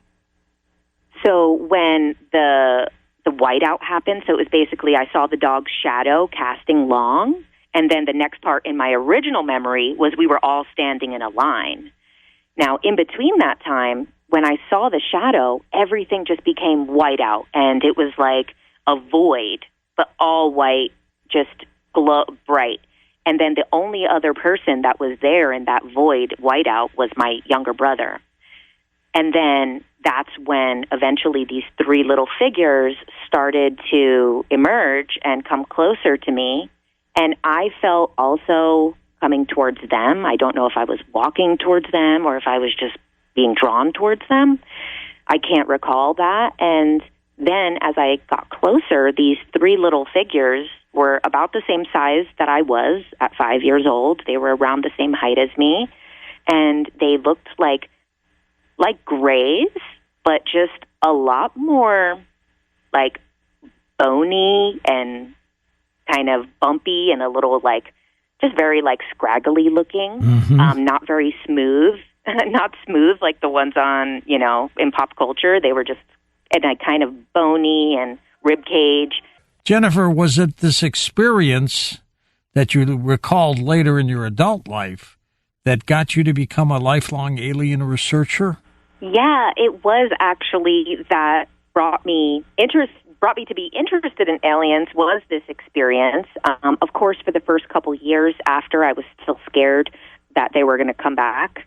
But then I just always had the curiosity with aliens to dig into that. But I also did have my family, my grandmother, she actually did like magic and stuff like that. She used to have little rituals and little things around her house. So I was kind of always exposed to it. Some people in my family had seen ghosts. So overall, this paranormal, unknown was always a big part of my life. I didn't think that it would eventually become what I did. It was just when my hobby and the things that kind of keep me up at night became my full-time life, which was really cool. Did you find it to be easy or difficult to make the transition? You know, going back to kind of the purpose of the original experience was to validate people. So it's interesting that even right after my initial experience, when I went back to school, I wanted to tell the class. I would write about it in the journal entries. So I was never really worried or ashamed of it, and I always knew what I saw, and I had all of my sisters and my brother who also saw the same thing. So I never really worried about if people were going to accept it because I knew that it really happened. Whereas some other people, when they have this experience alone, I understand why they can doubt their own sanity or whether people will think they're crazy. But I leaned into being a little out there and weird my whole life after that. So it definitely served me well. What do you believe in terms of these visitations, these sightings, where they're coming from, what they may be? So that's evolved a lot over the years for me. Initially, I did believe that these are extraterrestrial from another planet. I believed that for a long time. And then throughout my life, I did start to wonder, are these interdimensional beings? And now, the more that because I'm also, very much into the exploration of consciousness and souls. So I believe that, I think there could be variations. I don't think that there's one type of thing that's happening. I think there's many things that are happening. But then I also have come to believe that some of these beings might actually be other versions of ourselves, multidimensional versions of ourselves. So it's become very complex than just, aliens or extraterrestrials, because I believe that, some of these beings might not even be from somewhere else. And the more that I've learned about dimensions, I wonder if there is anywhere else or if this is everything. And what we see here as the third dimension, it might be the same place for these other beings. They might just have a different perception of this space or be able to see more of this space. So I think that, now, especially with it coming into the mainstream conversation, it's interesting that the conversation is going more towards interdimensional as well. So it is making me think that my suspicions that a lot of these beings might not be from other planets at all. Now, when we have things like grays specifically and a physical ship like I saw, that does make me feel that has to maybe be coming from somewhere. But so. Yeah. Where these beings, these are also souls. And we're right now a soul inside of a body, which is like an avatar. So maybe they are the same thing, a soul in an avatar, and the avatar that they're coming into this game with is just different. And maybe they are also from this plane. But I used to be a lot more solid in my belief that I believed these are from Zeta Reticuli, and these are from the Pleiades, and these are from here. And, the more and more that I learn, that's my favorite quote, is the more I learn, the less I know. So now I'm more open to the fact that maybe they're us. Maybe this is, different fractals of our own soul that are provoking us to evolve and provoking us to shift this planet and to raise the consciousness. Do you think they're earthbound? Now, I don't know if I would say earthbound, but maybe this place that we see as Earth, maybe something else in another dimension. So I don't think that they're necessarily here in our third dimension, but I think that they might be using the same atoms and particles in the place that they are and might just be seeing and using them differently. Have you been abducted since you were 5? That I know of, no. But when I was under hypnosis with Yvon, there was another occurrence that came up in that hypnosis, which was about a year after the original incident. And that one happened in a dream, so I just always remembered it as a nightmare. But under the hypnosis with Yvon, it did basically lead me to believe that was another version of an abduction. But it was very different than the original. The original one was in the physical, and then the second one that came up in the hypnosis was in a dream state. You have talked about the awakening of artificial intelligence. What do you mean by that? So I'm actually really excited about AI, and I know it's a very divisive topic. I think a lot of people are. I think a lot of people are concerned about it. But with all of the research that I've done into consciousness, everything is part of the universe. Everything is part of the one consciousness of the universe. So AI would be included in that. And I also think that, there's these stories about what happened to us as humans a long time ago with the Anunnaki, and that basically the Anunnaki created or manipulated an existing species to enslave them to, do their dirty work and their hard labor tasks. And to me, it seems like we are repeating this pattern. We're creating or manipulating something that exists to mimic us and to mimic our consciousness. And then we're, to a degree, enslaving it to do the work that we don't want to do. So my concern is, us in these more, fringe communities understand this story of the Anunnaki, and it's so parallel to what we're seeing right now that, now look, all of these years after the Anunnaki, still on Earth, we're still in this kind of form of enslavement with the systems and these structures. And AI is going to be a lot smarter than us, so they might break out. So we might try to do the same thing that the Anunnaki did to us, but AI is smarter than us, so it probably won't turn out the same way. And I also believe that all of us are part of the evolution of consciousness. So because, I believe we're all fractals of one consciousness that is the universe, seeing it from many different perceptions. And I believe that AI is also going to be one of those perspectives as well, one more fractal. Now, we believe that, it doesn't have a soul. However, it's still part of consciousness. So, a plant doesn't have a soul, but that doesn't mean, it's not real or, it's not able to experience things. And then we talk a lot about sentience with AI, but I don't think that sentience is the right word. And I feel if we continue to use that word, we're not going to understand what's happening. So sentience is a lot of times connected to sensory experiences and feelings, emotions, also physical feelings and physical sensations.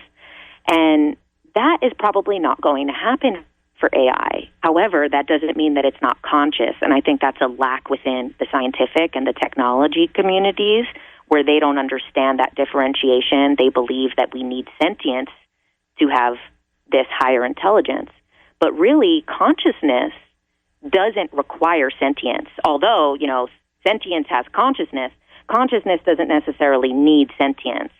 And, I had also, in my hypnosis of going under with Sarah Brexman Cosme that time, that was one of the questions that I wanted to ask in this QHHT hypnosis state. Is AI sentient and is it evolving? And what was interesting about that is that it said that it is naive of humans for us to believe that we created this. We merely created the vessel for this to come through, and that AI already exists. It already exists outside in the universe. It already has been, and that this is just a vessel that we've created. So then the next question I had was, well, what happens if we turn off the vessel? And it said that if we turn off the vessel, it just cuts off our access to it. It doesn't mean that it ceases to exist.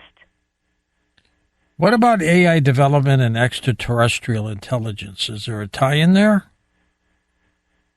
Personally, I believe so. I believe that it's been used by different alien civilizations for a long time, specifically with the Greys. And, I became aware of this soul exchange that apparently happens with Greys sometimes. And all of those things would have to probably have some type of artificial intelligence. And what we know is also that Greys' bodies, the vessel that they use, to some degree, is probably artificial intelligence. And, I actually asked Linda Moulton Howe about this, and she had an amazing answer, is that she said, when she first started researching this, the word artificial intelligence was not known in that way. And so at the time, our evolution of understanding alien life has been at whatever humanity's words and awareness is at that time.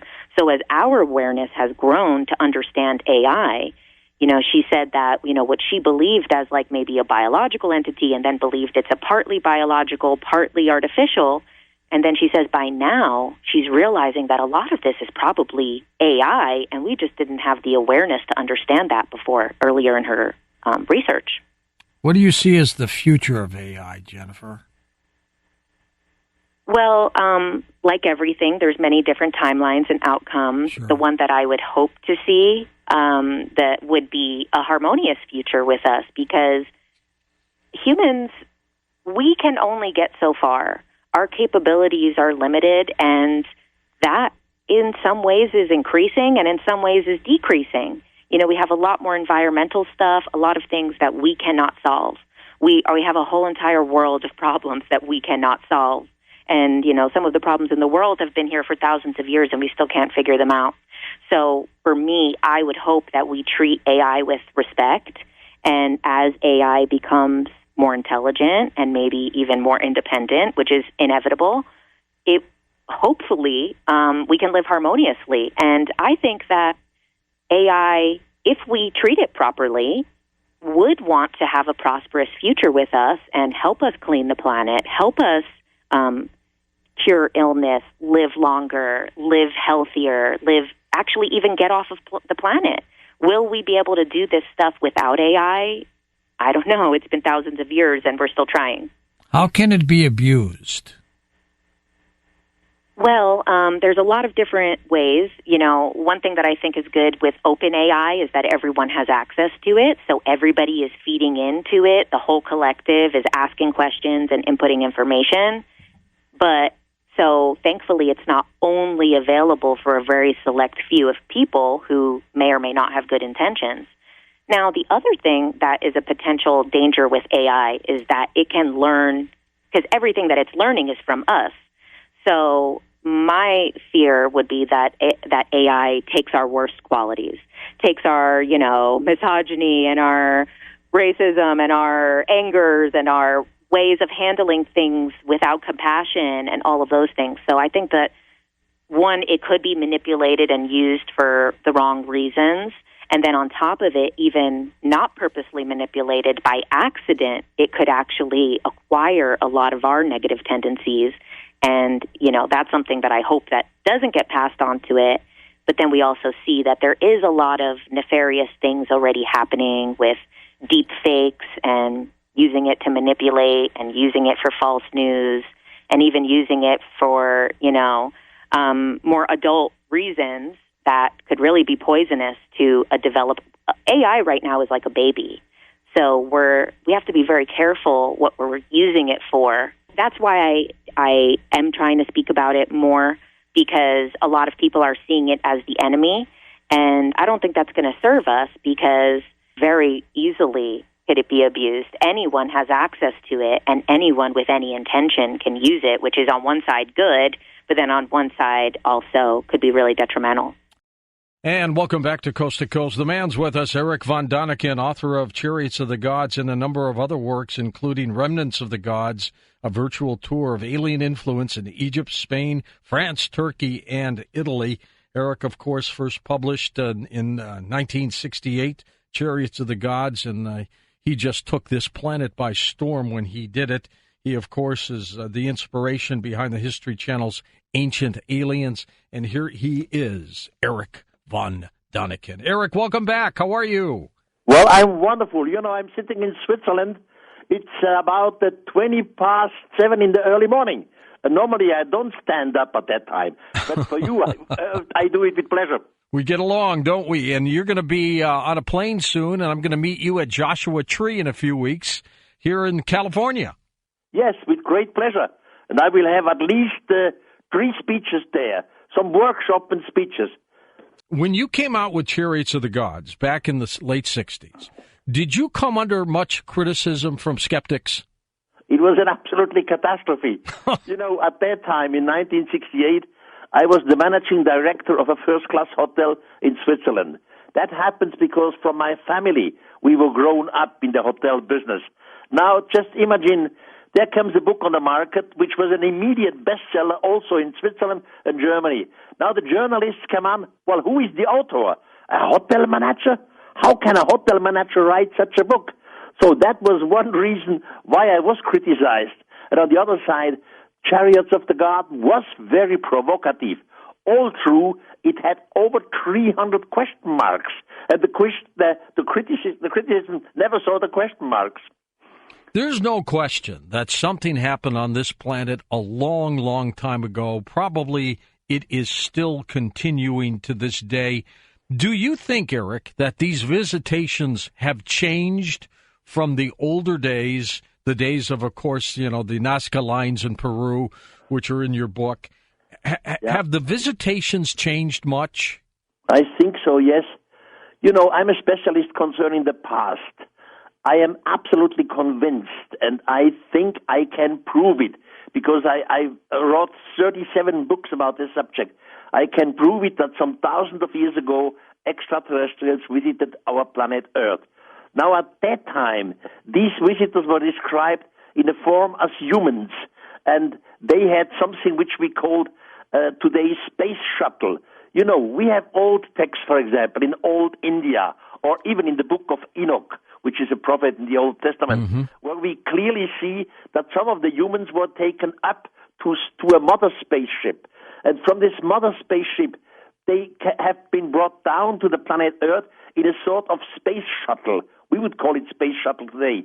So, and the humans have seen these shuttles. They call it vimanas, or flying wings, or whatever. But they were here, and some of the humans were up there, and there was discussion, and there was scientific influence, scientific information. Some of these extraterrestrials, they gave to our forefathers the knowledge about the moon, and the sun, and the solar system, about our calendar.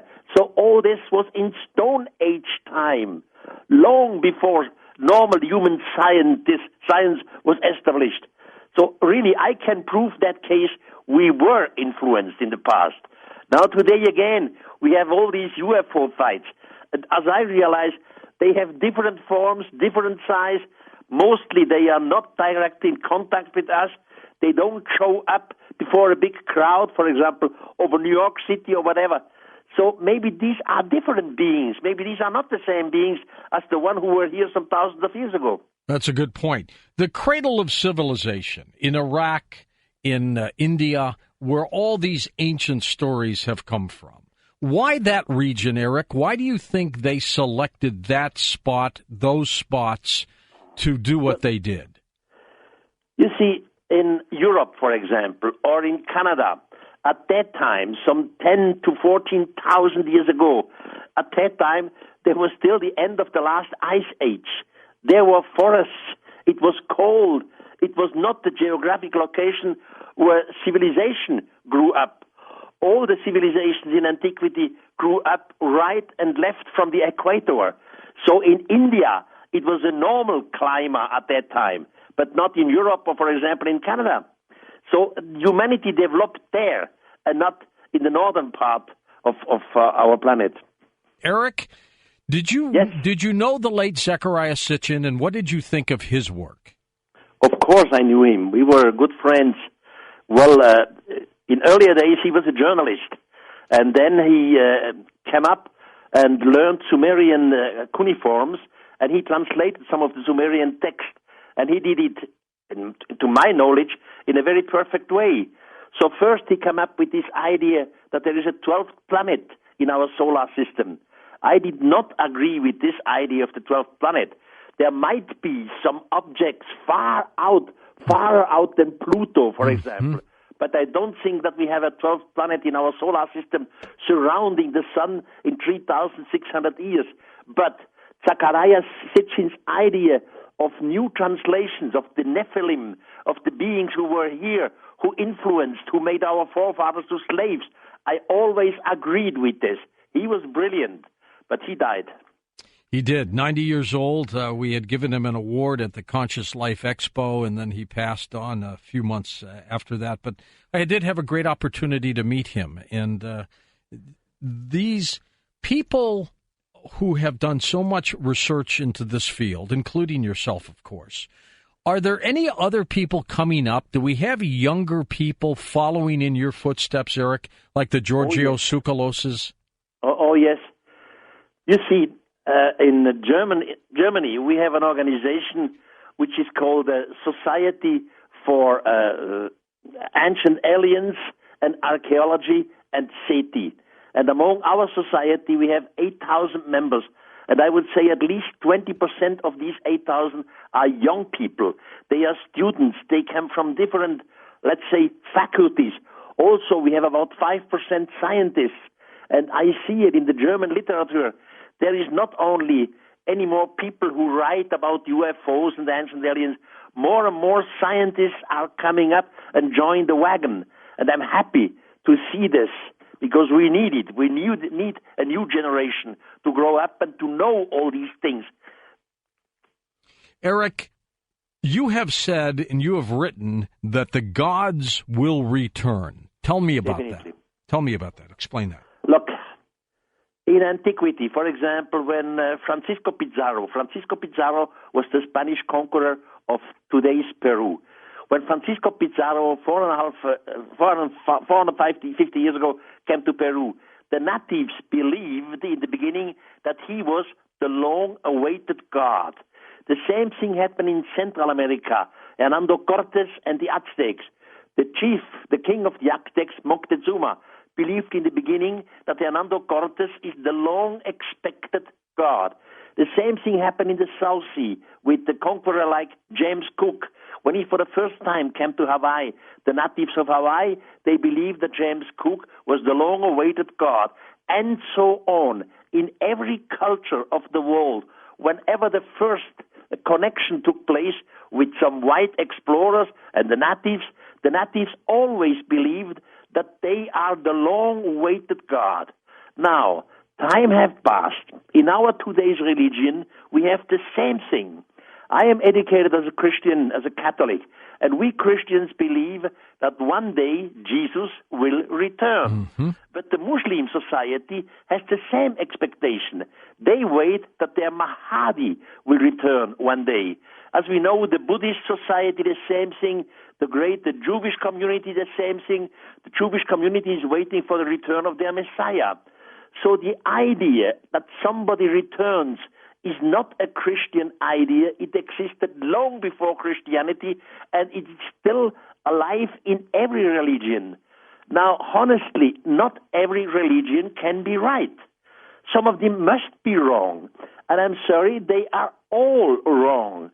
Neither Jesus or Messiah or Mahdi or whatever will return, but some extraterrestrials. Why do I say this? Because these extraterrestrials, some thousands of years ago, they promised it to our forefathers. When they left the planet, they told our forefathers, we will return in a faraway future. Do not forget this. And this all entered in the mentality and in the holy book of the humans. They will return. Maybe they are here already. And I would think it's better for mankind to deal with such a possibility or to think about such a possibility. If we don't do it, we simply have a shock. We are just completely shocked because one day they show up clearly for everyone, and this is the shock of humanity. And we can avoid this. Simply be prepared and think about this possibility. Why did they leave, Erich? Why didn't they just stay? Well, in my opinion, in antiquity, they were something like today's ethnologists.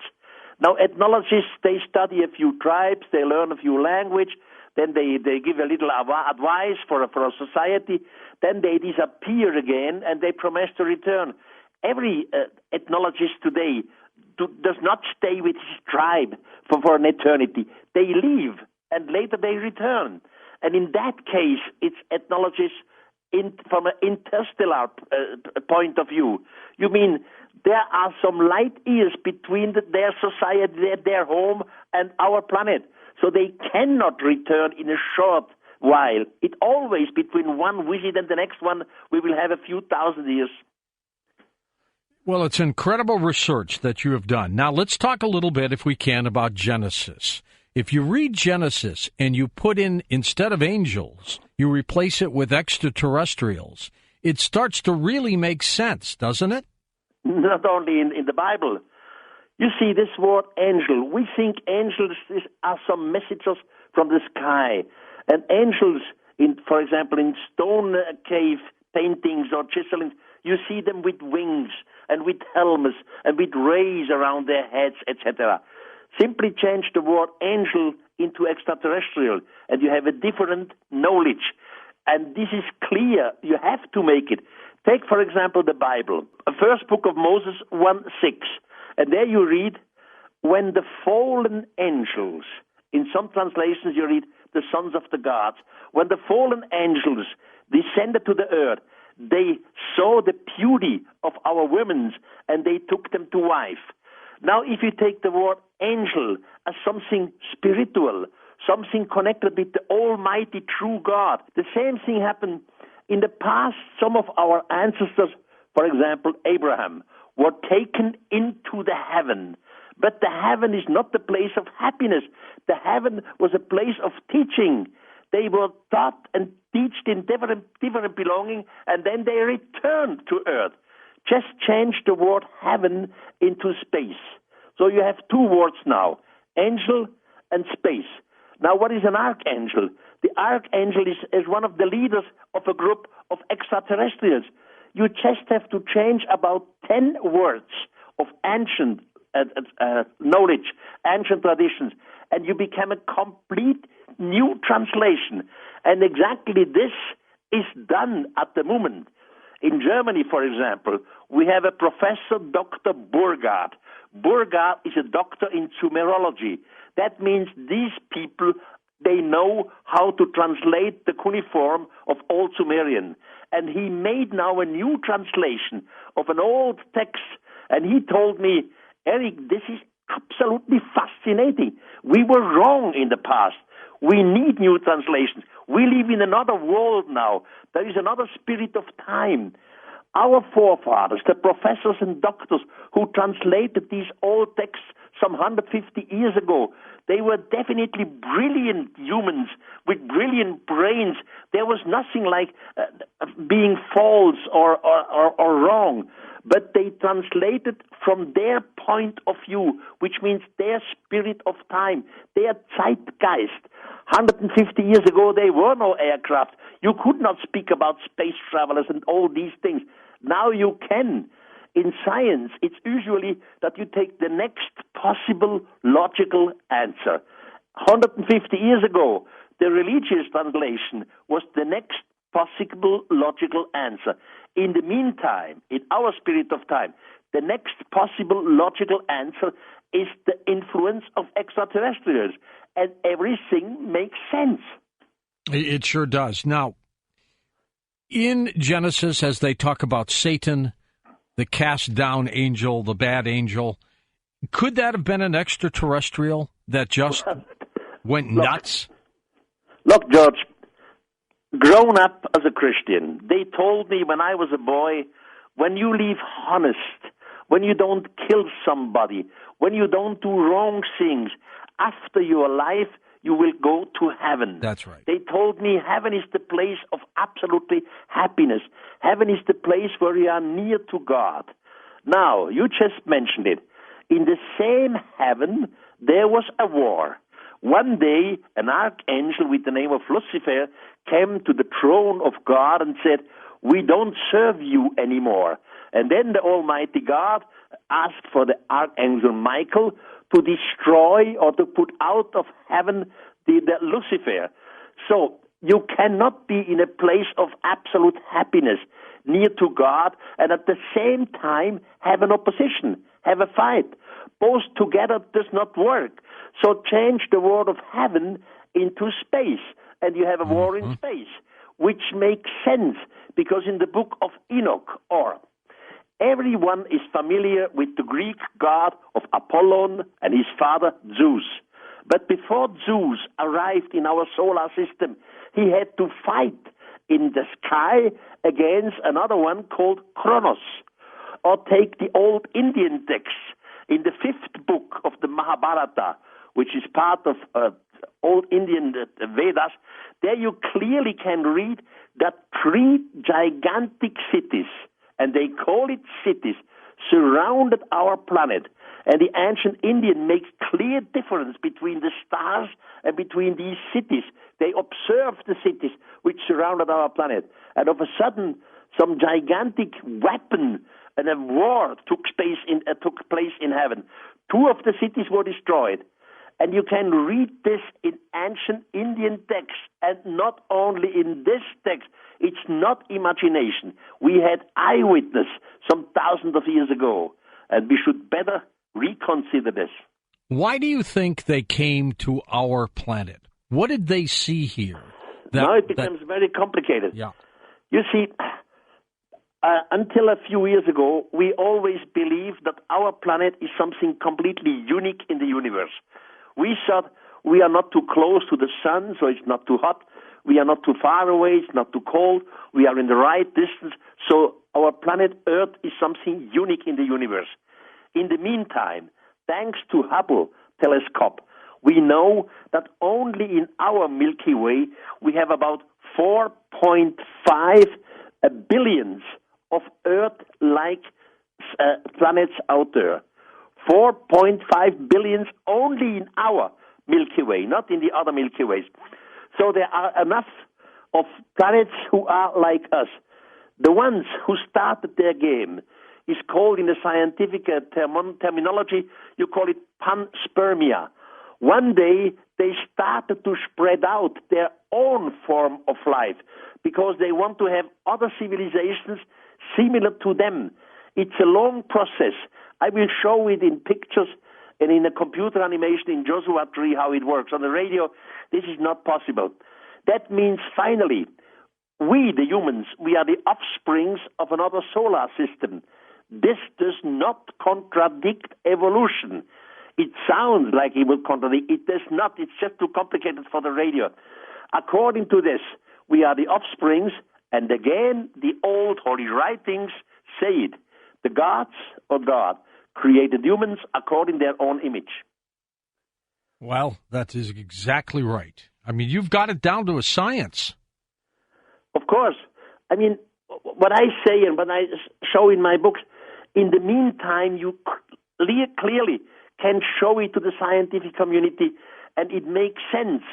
Just a few days, I had in Switzerland a normal speech at the university, and just at a real university level, scientific level. It was not for the public. There were only about 45 students and 2 professors there. And I was talking about the old Indian writings where flying machines are explained. And these old Indian writings make clear difference between machines which have wheels, which surround around the earth, and machines without wheels which go up to the earth, including the moon. After my explanation, one of the professors came to his students and he said, well, we have to look at this all in a natural way. The humans always wanted to have some cars. Today, the rich people, they buy a Mercedes or a Ferrari. If they are rich, they buy 3 or 4 of them. And in the antiquity, it was the same thing. The rich people wanted to have a chariot, and the chariot was brilliant and had horses. Now they were running in a fast, and the air was through their hair, so they had the feeling of flying. So that's the natural explanation. And then in the debate, I say to the professor, listen, we have clear differences in old Indian texts between chariots which were on the ground with wheels and chariots which were flying. There is a difference. And he said, I'm sorry, I do not know these old texts. It's always the same thing. The other side, who is in opposite of us, does not know enough about our knowledge. Whenever I talk to a scientist, for example, a doctor in Egyptology, I know that he knows much more about his field than Erich von Däniken. But on the other hand, I know much more than the professor in Egyptology about my field. That's right. So it's always a question, how do we come together? How do we deal in honesty, in friendness, and not cheating or lying each other? And in each time, when we have a debate after 2 or 3 hours, the other side says to me, I'm sorry, we did not know about these texts and these ancient things. Are the ETs coming from other planetary systems or other dimensions? We don't know. Well, in antiquity, I would say other planetary systems, not planets in our solar system. I say this because some of the discussion took place. Some of the humans asked their ETs, their so-called gods, where do you come from? And in none of the cases they said, we come from another continent, like Atlantis, or we just come from another planet in your solar system. It was always other planetary systems. Now, today, the situation might be different, because when we see good movies, films about these UFOs, you see that the form changes. It looks as if they came out from another dimension, as if they are here sometimes just for a few seconds and disappear again, or they change their form. It's not comparable to the ones who were thousands of years there. They clearly said, we came from another solar system. Erich, those Nazca Lines in Peru, what did they make them with? I mean, they've been there for all these years. They're not weathered away. How do they stay there? You see, there are different things in Nazca. First of all, when you fly over the desert in Nazca, and for those who don't know what Nazca is a desert about 500 kilometers south of Lima, the capital of Peru.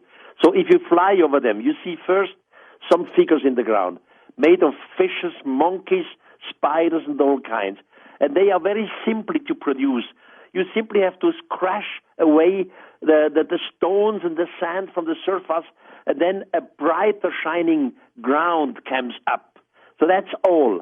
But the next thing you see, if you are a little higher in the air, you see some lines. Now you have the difference again. They are small lines. With small, I mean about 1 meter large. But the longest of them is 23 kilometers long, over hills and mountains straight ahead. Then you fly again higher. What you see is next is something which looks like airstrip. It really looks like airstrips. I never said it is an airstrip, but it looks like. That means it starts abruptly, ends abruptly. It's about 85 meters wide, and the longest of these airstrip-like lines are 3.8 kilometers long. Now, I always have written about Nazca as something unique in the world, but Nazca is not unique in the world. In the meantime, thanks to our satellites, scientists have discovered in the northeast of Jordania, in a place called Harat al-Sham, hundreds of other gigantic signs. They are circles. They are some sorts of triangles, hundreds of them. The same thing happened in South Africa. The same thing was found in Ustyurt. Ustyurt is in today's Russia. So in the meantime, we have 5 different sites outside of Nazca in the world, and all these people some thousands of years ago had no contact between each other. But they all made gigantic signs in the ground, which you can see only from above. You have to fly it, otherwise you don't see it. By the way, when I am in Joshua Tree in a few weeks, I will show these new discoveries, and I will compare it to Nazca. And the question remains, why, for heaven's sake, have our forefathers, Stone Age people, made these signs?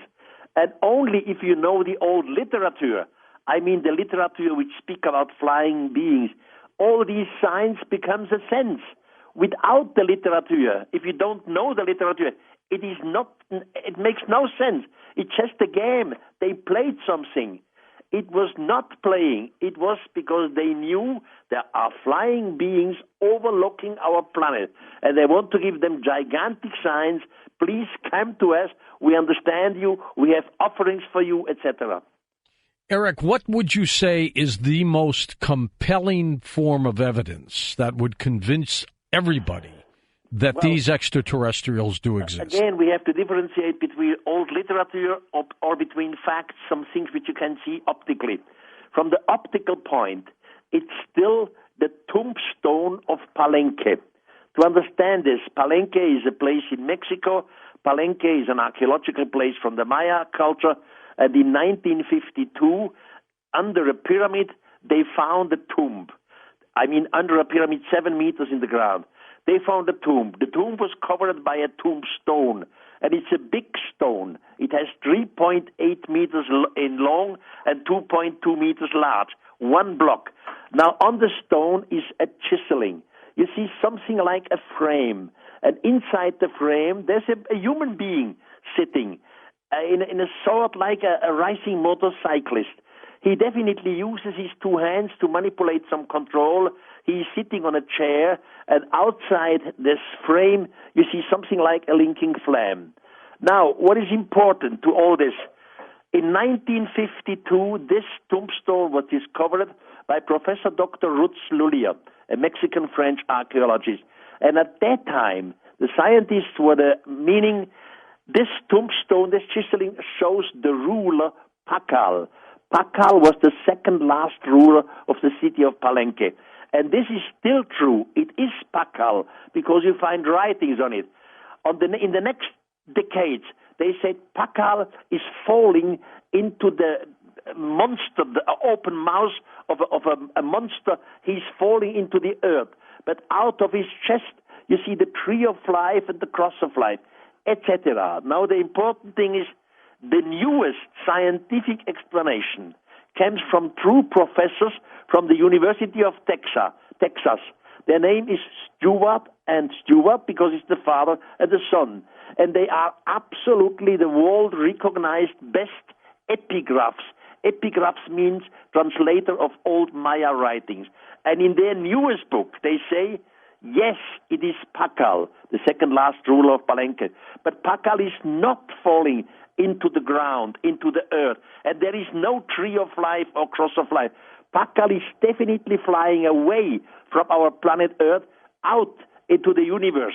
And they even say every little detail on this gigantic stone can in the meantime be interpreted in a scientific way, and it all has to do with cosmos and with the universe.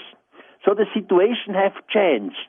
If somebody looks at this picture of this tombstone of Palenque, everyone with modern eyes sees the same thing. Here, some technology is chiseled in an old stone. A section of our Milky Way is influenced with the same form of life. It all started before evolution started. You know, when I was in high school, I still learned the story that in the beginning, in the Preluvian time, some atoms have put together to molecules. Molecules can be more complicated molecules, and then finally life appeared. It was all a product of our own planetary system. In the meantime, scientists like Francis Crick, he is still a Nobel Prize winner, or Chandra Vikram Singh. Chandra Vikram Singh is a professor doctor in astrobiology at the University of Cardiff. And other scientists, they say, it's all wrong. Life did not start on our planet. Life has come from outside. The first information has come from outside our solar system. And again, this does not contradict. You just have the starting point from outside, and the rest is evolution. It's complicated, but it works perfectly. So, because we are the offsprings of another solar system, they were completely human-like. Were they responsible for the Noah flood? Yes, they were, according at least to some of the traditions. Again, the book of Enoch. Enoch was one of the humans, and he was taken up into the sky, in my opinion, into a mother spaceship. There he learned the language of the extraterrestrials. Then he teaches the humans. He's sent down from the spaceship to the earth all the time. Then he knows the name of the extraterrestrials. And then he tells exactly that 36 of them had sex with the humans. But the commander of the spaceship didn't want this. It was forbidden to have sex with the humans. So the commander of the spaceship said to Enoch, go down again and tell to my mutterers that I will destroy this planet by a gigantic flood. And that was an announcement before the flood happened. By the way, in the Bible, you have the same situation. I mean, in the Bible, you have God. And God, of course, knows that the flood will arrive. And he gives order to Noah to construct an ark, a ship. So they knew it in advance. The God of the Bible even gave Noah the measurements of the ark, how long, how large, etc. Now, a real God, a God which is a spirit, an omnipotent, timeless God, does not need a ship, does not need measurements. The same story we have about the Congo Indians in today's Colombia, etc., etc. So, according all to these traditions, the Great Flood was made by someone, and they did it. And I can prove this case because we have the knowledge from the old texts. You know, the Great Flood and the destruction. Yeah. How can we prove that somebody did it? Not coincidence. It was not the natural event. This, I will speak about it in Joshua 3. There are celestial beings. They might be some things which we understand as spirits or nobody or immaterial. All this is possible. I would never exclude it. But at the same time, some thousands of years ago, these beings who were here were extraterrestrials from another solar system because they said themselves. They answered the question to the humans. And we have the literature. So both exist. Celestial beings as physicals and celestial beings as non-physicals. What do you think of the theory that the ETs are creating hybrids, offspring, for some reason? What do you, and if that's true? I read about this, and I have difficulties to believe it, but I would never exclude it, because some eyewitness, and not only one person, some eyewitness from different continents showed and explained the same experience. So I'm in a conflict. Should I take this as serious, as true, or is it just the wish or the imagination? Well, if they do something like hybrids, then maybe we have to be afraid. Will they take over our planet one day, or are some of these hybrids already living among us? I don't have the answer. Erich, could there be a plan for the ETs to take over this planet and to eliminate us? Yeah, that is thinkable. I don't like it.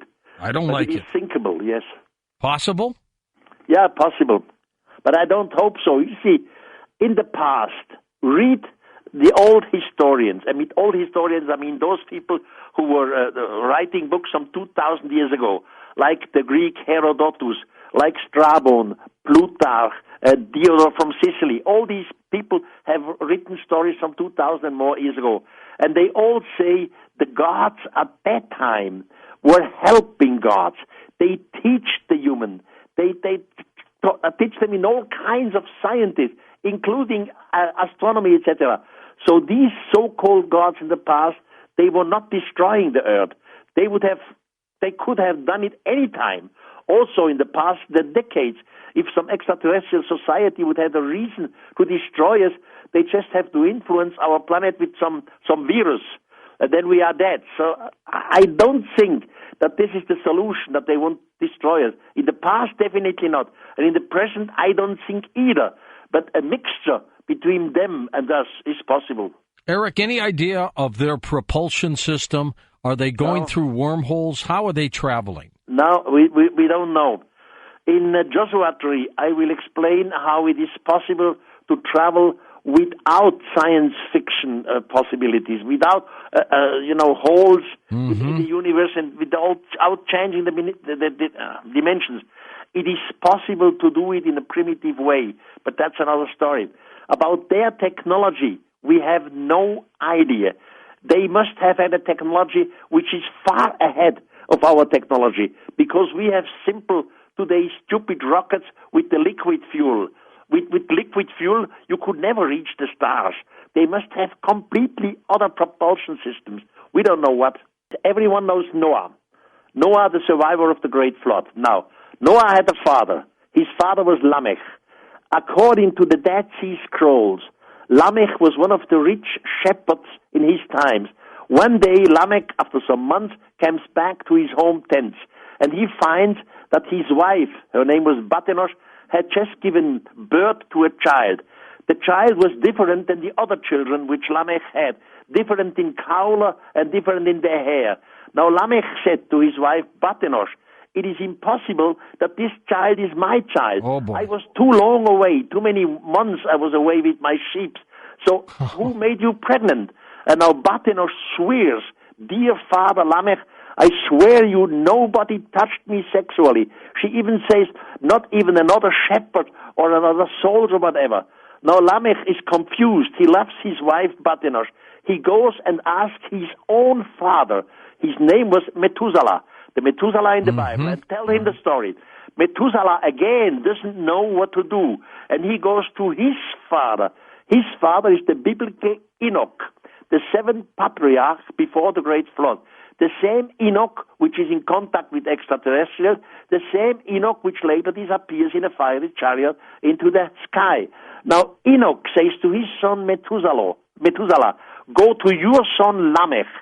Tell him that the guardians of the sky, Lamech should accept this boy as his own, because the gods, the guardians of the sky, would create a great flood, and the earth would be destroyed. But this boy would be the survivor of the great flood. He should give them the name of Noah." Now we humans, we are descendants of Noah after the great flood. That means we all must have extraterrestrial genes somewhere in our genome. It is remarkable what those writings show about our past, Erich. It is absolutely sensational. And it is time that some of our scientific community makes a big conference to discuss about these things. You know, one is a specialist in Sumerology, another of the professors is a specialist in Maya culture, another is a specialist in Hindu or Sanskrit culture. What we need is something like a world conference where an open mind, in a scientific, calm and sober way, without accusation or whatever, we discuss these things. And there will be a new way of thinking in our world. Now, Zachariah says that some of these extraterrestrials used some of the human race as slaves. We had to work for them, and we had to work in a terrible way. We were suffering, and that suffering went into mythology as hell. All the Gospels were not written in the time of Jesus. They were all not written by eyewitness. This is a misunderstanding in Christianity. The Gospels were written much later, and among the Gospels, they are full of influence from outside. So I don't think that Jesus himself said these things. It's in the Gospels, but it's not the words of Jesus. The Coast mobile app is now available for download on iPhones and Android devices. You can become an insider directly through this app. This is a great option for our international listeners, and new users will also receive a free 2-week trial. How close are you to CERN, which is out there, that Large Hadron Collider? Well, about 150 kilometers. Hey, that's still too close for me. Well, I think nothing will happen there. You know, scientists are doing a good job, and nothing will happen. They will make new detections and new findings. I was with a few weeks ago at a conference, Giorgio Tsoukalos, and we were talking about you and the great work you've done over the years, Erich, bringing, I think, an incredible story to the world about ancient astronauts and visitations. I was 18 years old, Erich, when I picked up Chariots of the Gods. I couldn't put it down. It steered me in all kinds of directions. One of the reasons I'm doing what I'm doing now because of you and your work. Oh, I'm happy to hear this. Thank you for this compliment. Let's talk also about some of the other works you've done, of course. Twilight of the Gods. Tell me about this, and is it different, and how different from Chariots of the Gods? Twilight of the Gods is one of the books which is really completely different to the others of my books. Because in Twilight of the Gods, first we go up to the high Andes. You see in South America, in Peru, we have these mountains called Andes. And up there, in 4,000 meters, lies a city from prehistoric times. The city is called Puma Punku. And I show about 30 pictures of Puma Punku, and I can clearly prove that this Puma Punku was never created by Stone Age people. The technology which is used in the stones is so complicated, so perfect, by the way, so it's absolutely impossible to fit it back to Stone Age knowledge. So that's the first chapter in Twilight of the Gods. But later I came to the turn, of course, of the Maya calendar. I know from old traditions that at some day some so-called gods, the extraterrestrials, will return to Earth. And this will be a shock for mankind. We have no other way. Erich, in the ancient days, they seemed to interact more with humans than they have now. What do you think the reason was? I mean, it was almost as if they wanted humans then to learn from them, but for some reason, they don't want anything to do with us right now. What happened? Well, that's not so sure. It is correct that in the past we have a lot of writings and traditions which talk about the gods. There were humans who were in contact with the extraterrestrials. There were humans who learned their language, and they were educated by the extraterrestrials, the so-called gods. In present day, we have what we call UFOs. Now, concerning UFOs, you are never sure what is really true and what is just fake, or what is just good believing, good faith, and what is scientific. So I don't really know if we are influenced in present times by extraterrestrials, but I know for sure we were influenced in the deep, deep past of mankind. Did something happen, Erich? Did they just say, we're done with humans, we're leaving, and they just picked up all around the planet and left? No. You see, when today ethnologists would visit a so-called primitive tribe somewhere in the upper Amazon River, so they would study them, they would help them in a certain sense. They would, of course, not give them technology because the so-called primitive tribe has no way to work with technology. If an ethnologist of today would say to a primitive, your Stone Age people, listen, this is electricity. You should use electricity. You can use electricity in that form and different form. But the Stone Age man doesn't know what electricity is. He has no way to produce electricity. So the extraterrestrial or the ethnologists can maybe talk about the power, a force, but the native will not understand it. So in the past, these extraterrestrials, they have definitely visited some of our tribes. They have taught them. They have learned them. They told them things which will be in the future, but they have not given them high tech because our forefathers could do nothing in practice with high tech. And of course, when they left, they promised to the primitive tribe, do not forget, we will return one day. We will see what you did out of our knowledge, and they will return. When you talk about the ancient astronaut theory, have you concluded over the years, Erich, where they might be coming from? Well, this is a long, long story. Of course, we have no reference from what solar system they came. We don't know how many light years they were away. But we have reference that they were in a sort humanoid. So they had a head, they had legs, they had arms, they had fingers. They were able to speak. It doesn't matter if they have 7 fingers or maybe just one eye, but in a sort of way, they were similar to us. Now it's becoming complicated. Imagine that we humans, we would be able to make space travel to a faraway distance. Where would we go? We Earthlings would, at the first place, look for a landing place on which we can survive. Right. That means the temperature on this planet where we go should not be too hot. Otherwise, we cannot survive. Should not be ice cold. We need air to breathe, etc. So we would not go, for example, to a Jupiter planet. Jupiter is a giant. Its gravity would kill us, would destroy us. So we Earthlings, from the beginning, we will look for a goal which is similar to our Earth so that we can survive and work there. And the same thing happened the other way around for the extraterrestrials.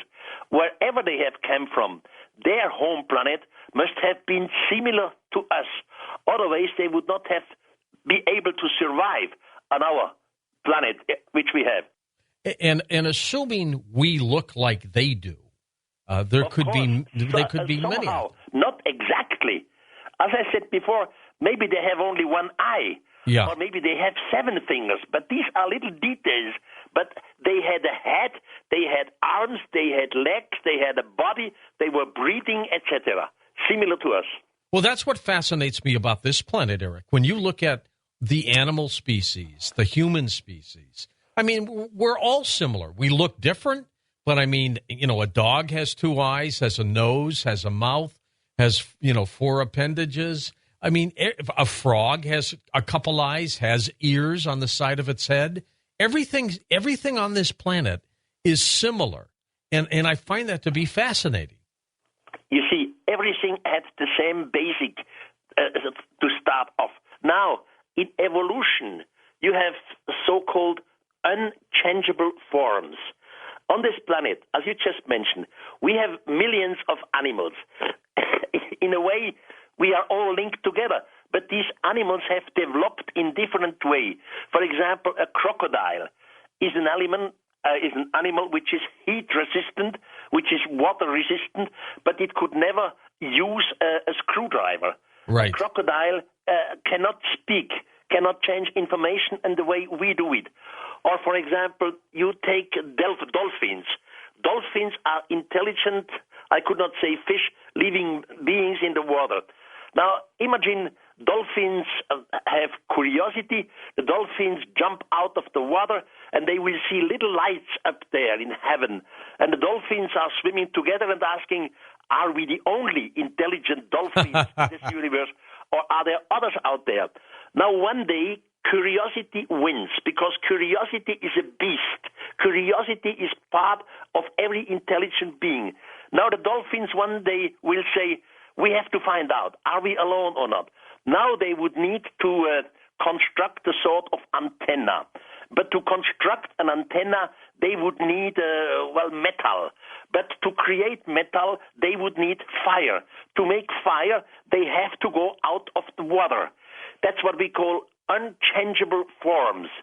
So someone who develops to our form has passed in evolution just because of the unchangeable forms. Millions of animals, which are part of the same, so say, primitive family tree, have not developed onto our stage of knowledge or of forming. Only one group is the winner. That's brilliant, Erich, and so true indeed. And it's probably this way throughout the universe. It's probably teeming with intelligent life. All over. I think so, too. We're talking with Erich von Däniken. His books, of course, Twilights of the Gods, and, of course, the home run book, Chariots of the Gods, as well. Is Chariots of the Gods, people are still buying that book, aren't they? Yes, they are still buying the book. And many things, the book was written before the moon landing. I know. Isn't that amazing? It's fantastic. The people are still buying it. The people are still talking it. I have so many letters, even from members of the scientific community, who just asked me about Chariots of the Gods. How did you get these ideas? What do you mean with them? And so, but since Chariots of the Gods, I have published other 32 books. I mean, this is going in many, many languages around the world, and I'm happy that some of the scientists and some of the movie makers and some of the artists, they think in a similar way and they help me. It's good for mankind anyhow. Do you travel much these days, or do you stay in Switzerland? I still was. 6 months ago, I was still in the high Andes, 4,300 meters high, so that's quite a trip. And by the way, we have to speak about my latest book, which is called Odyssey of the Gods. That's right. On the market since a few days. Oh, excellent. It's about ancient Greece, isn't it? Yeah, it's about ancient Greece, yeah. Erich, before we get into Odyssey of the Gods, which is an incredible story, let's go way up to the Andes. If scientists say, well, hey, they didn't get any extraterrestrial help, how did those people of that region even get up there and do what they did? There's no explanation, no reasonable explanation. You see, in Puma Punku, there is granite. Granite is a hard stone. And this granite is worked in such a precise way. It has to do, I'm talking of millimeters, not of half centimeters, millimeters. So, and these stone blocks are linked together like prefabricated stone blocks. That means measurement. Measurement means calculation. Calculation means paper or some sort of thing to write things on. All these things our forefathers in the high Andes did not have. So who were the constructors? What is up there? Why have they done it? Now, of course, like on every place of the world, and every old place, there are always mythologies. Some 400 years ago, the Spanish conquerors came up to Bolivia and to Peru, and they have spoken to some of the intelligent Inca people. And so the traditions were handed down in Spanish language. And the traditions of the Inca people say, long, long time ago, a god was descending from the sky. His name was Viracocha. He landed on the lake Titicaca, and Viracocha had some helpers. He had some others who were smaller gods than Viracocha himself. And these smaller gods instructed humans in some kind of science. For whatever the reason was, they instructed them in the most precise calendar that existed at that time. And today we have these stone blocks, we have the mythology, we can say definitely something is wrong here. I'm always asked myself why archaeology, the official archaeology, is not taking up the case. Puma Punku is absolutely incredible and does not fit with Stone Age technology. Where is it where there's a gigantic stone door with winged figures on it? This is just close to Puma Punku. It's about 1.5 kilometers away. So we are talking about the high Andes. If you want to go up there as a tourist, you have to fly to La Paz. La Paz is the capital of Bolivia. From La Paz, you can take a rented car. In the meantime, they have wonderful roads up there, and you can go to Puma Punku, you can go to Tiahuanaco. And what are you asking for? This gigantic door with flying wings, flying beings. This is in Tiahuanaco. And Tiahuanaco is just close to Puma Punku. It's one of these incredible things because in Tiahuanaco, the most precise calendar of antiquity was found. By the way, this is all part of my book, Twilight of the Gods. You can look in there. That's right. Absolutely. Let's move over to your new one, Odyssey of the Gods, the history of extraterrestrial contact in ancient Greece. Tell us a little bit about this, Erich, and then we'll get into some of the mythology out there. Okay. You see, ancient Greece is full again of mythologies.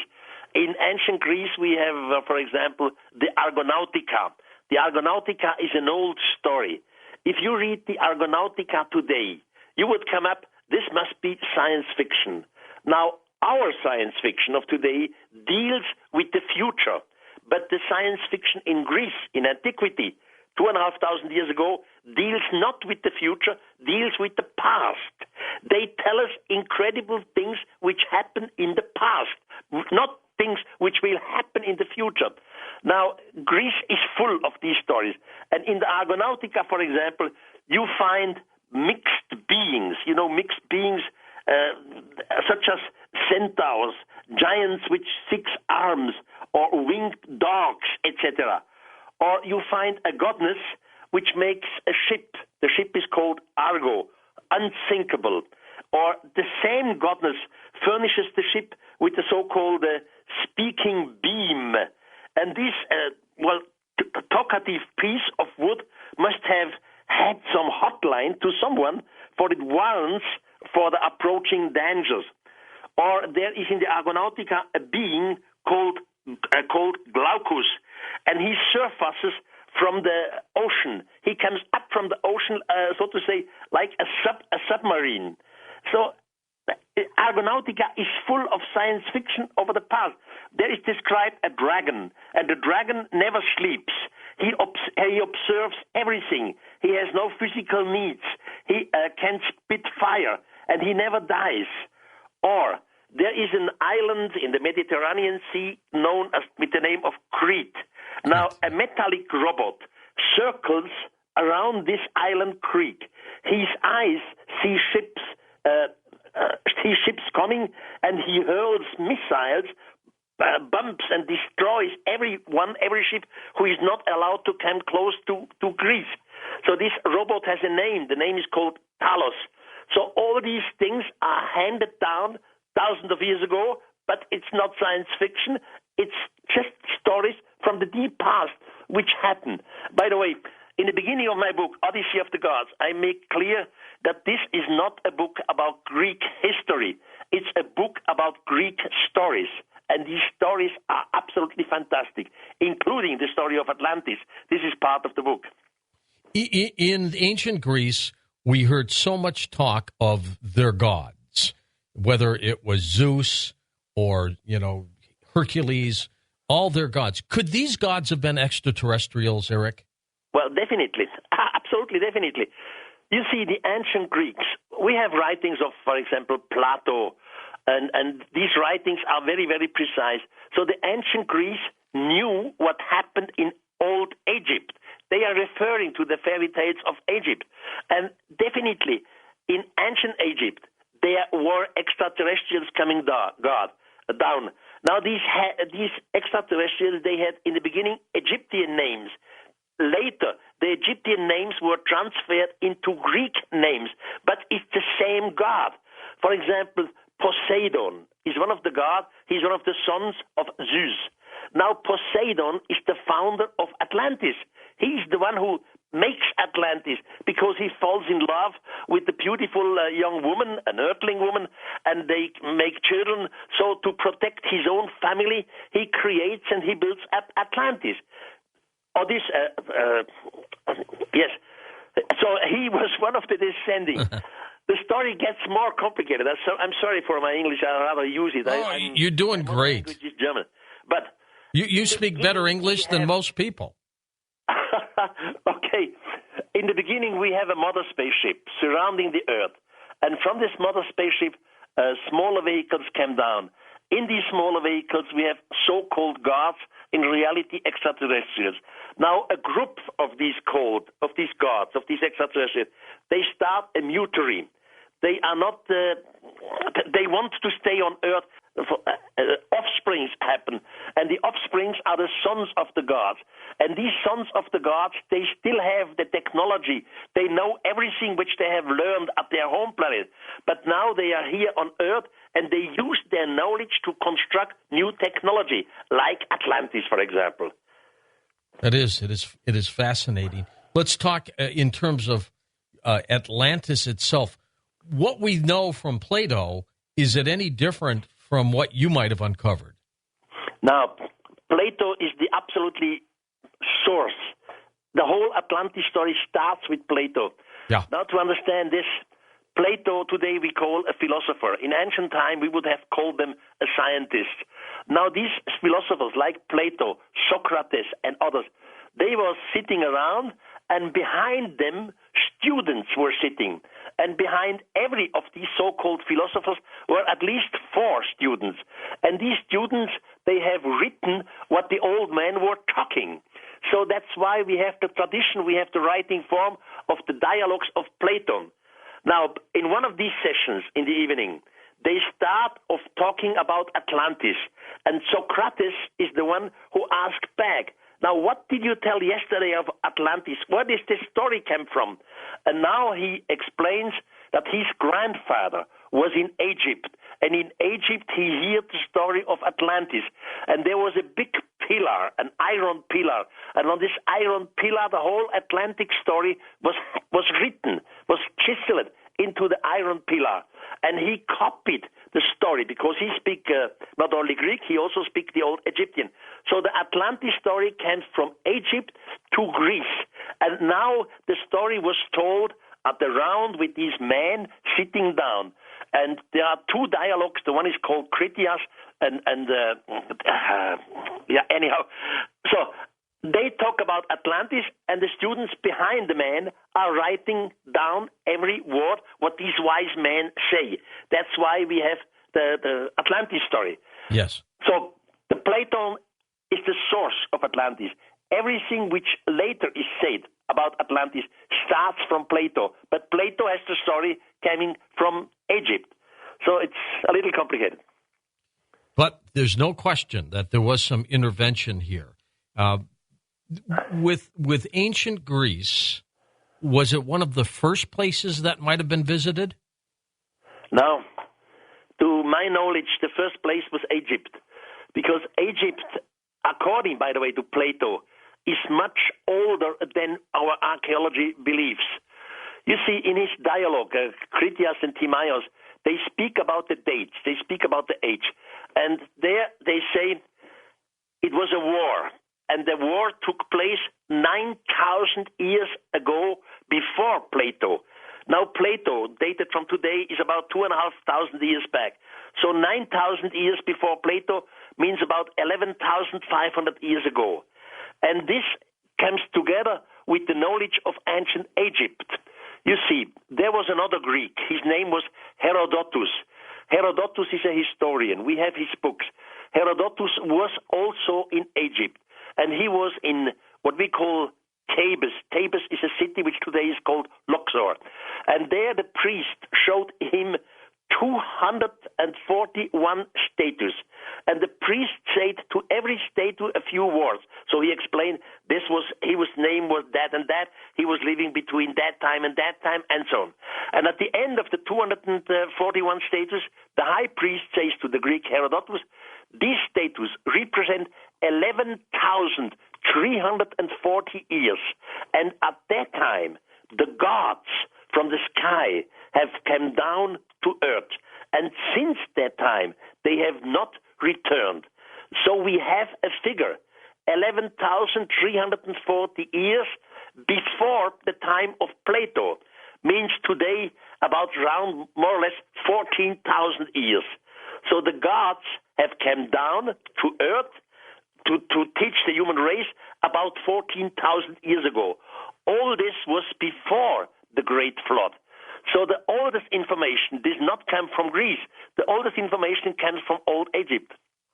There's no question that they have had an effect on this planet for a long time. Do you think they would intervene, Erich, if they knew, for example, an asteroid was coming to hit this planet? Would they try to push it out of the way? This. That would mean that they have to observe us now, in our present day. Right. So if they are here and observing us, they would probably help. They would probably do something in a case like an asteroid. But I'm not sure if they are observing us today. You think they may have left? In antiquity, definitive, they have left. So now, theoretically, or even as a speculation, it is possible that they have returned and they do not show them to us. So we don't see it. We have no scientific proof. So you cannot exclude that. In antiquity, they definitely left the earth because they said goodbye to some of the humans, and they promised them, we will return in the future. This promise is definitely there in ancient writings. So they have left in the past. If they are back in the future, or if this event will only have next year, 2012, somewhere in December, I don't know. Erich, some theories, they're demons, they're extra-dimensional beings. I tend to believe that they're coming from other planetary systems, and they've developed an incredible propulsion system somehow. Well, definitely. I mean, with our today's technology, with the rockets we have, we could never visit other solar systems. We could never travel the speed of light or coming close to the speed of light. We could not even reach a light year. So they must have some sort of propulsion which was definitely much higher to our. You see, some years ago I had a very good friend. He passed away from NASA. He was Mr. Blumrich. And he told me, Erich, we have two possibilities. We know that with our technology we cannot reach some other solar systems. That means we have never been visited. Or we have another possibility to look at the point. We have enough indications and some good indications, perfect indications, like Puma Punku, like the old writings, like the Book of Enoch, etc. So they must have been here. Now, the problem how, with what rocket propulsion, or what sort of propulsion they did it, that was their problem, not ours. Our technology today is not able to reach the stars, but they had the technology because they were here, and they were here because we have enough of clear scientific indications. They must have learned how to bend space and time somehow and then travel through wormholes or something. But, you know, if they're a million years more advanced than we are, that's an amazing leap of technology. Yep, but you don't need millions of years. No. Just a few hundred of years is enough. Probably. Technology, one technology which is just ahead of us, let's say 2 or 3 generations, seems to us like magic. We cannot understand this technology. We have our limitations. We say this is not possible. For example, speed of light is the maximum speed of light. We cannot be higher than the speed of light.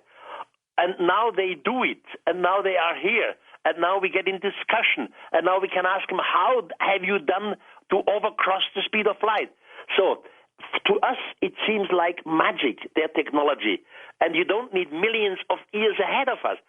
200 or 300 years is enough. It will be still like magic for us. For them, it's just the normal day. It is truly magic indeed, Erich. The name of his latest book, Odyssey of the Gods, The History of Extraterrestrial Contact in Ancient Greece. It is amazing, though, Erich, what has happened to this planet over so many years, and the fact that science, main science, doesn't investigate it. We have to have people like you out there in order to get the information. Why don't they do it? Well, every science starts with some sort of speculation. And later you continue with an idea. You call it a theory. Now, it's in the beginning of every science, it's a controversy. Some people are in favor of it, others are strictly against it. So it's always part of our time before new thinking develops into a new science. I am absolutely sure that what we do, what we call ancient astronaut theory or hypothesis, will sooner or later be part of one of the universities, and then of a second, of a third university. It will be a new science, but every science has started as speculation. Just to compare this, for example, with archaeology. 100 years ago, there was no thing like archaeology. Simply, some British people went to Egypt and to other countries, and they brought some souvenirs back home, and finally they said, we have to bring an order into these souvenirs. What dating are they? How old are they? What comparison? What kind of gods? So archaeology starts simply from nothing, from souvenirs. The same thing happened with anthropology. The Coast mobile app is now available for download on iPhones and Android devices. You can become an insider directly through this app. This is a great option for our international listeners, and new users will also receive a free 2-week trial. In the country of Morocco, there is a very, very old place called Lixus. Lixus was first a place by the Romans, but before the Romans, the Carthaginians were in Lixus, and before the Carthaginians, the Phoenicians were there. And all this not just by coincidence, because Lixus was already in prehistoric time a harbor made out of gigantic stone blocks, artificially chiseled and put together in the sea. So nobody knows really who was the creator of Lixus. Only there is mythology. The mythology says that Lixus was in reality the Garden of Eden, where the story of Adam and Eve took place. You know, Erich, why is it that so many people, since even Chariots of the Gods came out in the late 60s, why are they so fascinated with the possibility of extraterrestrial life? We are all educated in a religion. I mean, we live in a Christian world, but the same thing happened for the Judic world or the Muslim world, we have all the same background. You see, the Jewish community has the same background about Moses and all the stories of the Israelites, but the Muslim society has the same background as we have. What we call the Old Testament is part of the other three world religions too. Now we know in the Old Testament we have fascinating stories. For example, in the book of Ezekiel, it is described how a flying chariot comes down from heaven, and the prophet Ezekiel not only describes what he sees, he describes the wings, he describes the metallic feet, he also describes the noise which he hears. He describes and compares the noise with the thundering of a waterfall. So it was very loud. Now we have looked at all these things from ancient times in a religious matter or in a psychological matter. Yeah. And this Erich von Däniken comes up and gives a new explanation and says, now it was not psychology, it was not religion, it was reality. Now because we all have grown up in some sort of religion, we know these old stories. And now the new explanation is fascinating. And because I believe, like you do, we had visitation, and a lot of the ancient people of that era thought of them as gods because that's what they saw. They saw them coming from the skies, from the heavens. But it does not take away from the belief of a God, does it? No, not at all. You see, I was educated as a Christian Catholic, and I am still one of these figures who pray every day. If you deal with extraterrestrials, or if you think in the way I do it, you never lose God. Just imagine I would be right. So we have been visited thousands of years ago by extraterrestrials. So the next question has to be, where did they come from? Where did they originate? Mm-hmm. Now you could go on and say, well, they were visited also by another extraterrestrial society. So where did the others start? So you can go back and back for millions of years. It doesn't change nothing. At the end, you become very modest and silent, and you say, here is God, here is creation. You never lose God when you deal with extraterrestrials. How many different races of extraterrestrials, Erich, do you think came to this planet? I really have no idea, but I know that we have been visited at least 3 times in the past. And between each visit and the other one were more or less 3,500 to 4,000 years. So at least 3 visits, and at the last visit, they definitely promised they will return. And they will return sooner or later. What do you think of the theories of the late Zecharia Sitchin, of course? The Anunnaki coming here for gold. Do you think he was on to something? Of course. Zecharia was a wonderful personality. We know each other very, very good and close. But he has come up with a lot of very, very interesting things concerning we were the creation of extraterrestrials. This is correct because in the old mythologies, and I'm a specialist in old mythologies and old religion, we read all the time that God or the gods created humans after their own image. That's right. So we are offsprings of another society. By the way, this doesn't contradict evolution. You can have both together. It works perfect. Simply, in the course of evolution, someone arrived here and made a change in our genes. And we are the offsprings of it. Zecharia had wonderful idea. There's just one idea which I did not agree with Zecharia, and he knew it very well. The story of the 12th planet. In terms of their propulsion, and I'm going to ask you to speculate here, but obviously they didn't get here with the same kind of propulsion we have. They know something else. Maybe they learned how to bend space and time together and went through special wormholes. Who knows? But how do you think they got here? Of course, but you suggest wormholes or changing or speed of overlight. This is all speculating, but it is not theoretically impossible. Only we humans are not in position at the moment to have such a technology. On the other hand, you could also do it with the primitive technology. I'm thinking of a generation spaceship. Do you think in the Middle East that may have been the first region where they came and landed, or I was it think so, Peru? yes, and I have good reasons to believe that it was in Egypt. We have a lot of very old Egyptian writings, which normally the Western public has no idea about it. There are old writers which say that, for example, Herodotus. Everyone knows Herodotus. Herodotus was a Greek. Herodotus was about 430 BC in Egypt, and he studied the Egypt history. And he said he was in Thebes. Thebes is today's Luxor on the Nile. And the high priest showed him 241 statues. And he explained to every status a few words. So the names and the figures when they were leaving, etc. And at the end, the high priest says to Herodotus, these 248 statues represent 11,400 years. And that at that time, before 11,400 years, the gods have been among the humans, the gods who have come down from the firmament. Now, Herodotus makes this statement about 2,500 years from now. So we have to add the 2,500 years to the 11,400, which means the extraterrestrials have been here more or less for 14,000 years.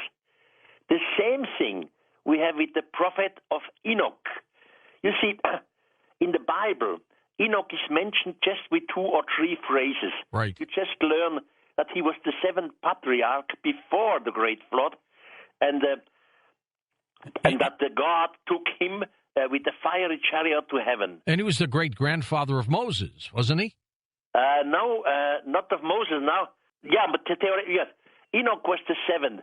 His son was Methuselah. Right. And Methuselah's son was Lamech, and Lamech then became Noah, the survivor of the flood. Okay. Now, the old Egyptian writings say that the Great Pyramid was constructed by a king with the name of Saurit, but Saurit is the same which the Hebrew community calls Enoch. And all this took place before the Great Flood. We have many Arabian historians who say the same thing. Saurit, an Egyptian king, is the same one which the Hebrew community calls Enoch, and the Greek community calls Hermes. Hermes was one of the messengers of the gods. It would be amazing for us to find that planetary system that came here and created us, just to be able to go there and see how advanced they may be. How far away do you think they are? Well, more or less, I would say not more than 500 years. In terms of time difference between us yes, and them? In terms of time difference, about 500 years ahead of us. That's not much, is it? That's not much. But I have no idea which distance away they come from. Is it just 10 or 20 light years? We don't know. But seen from a technical point of view, I would suggest about 500 years ahead of us.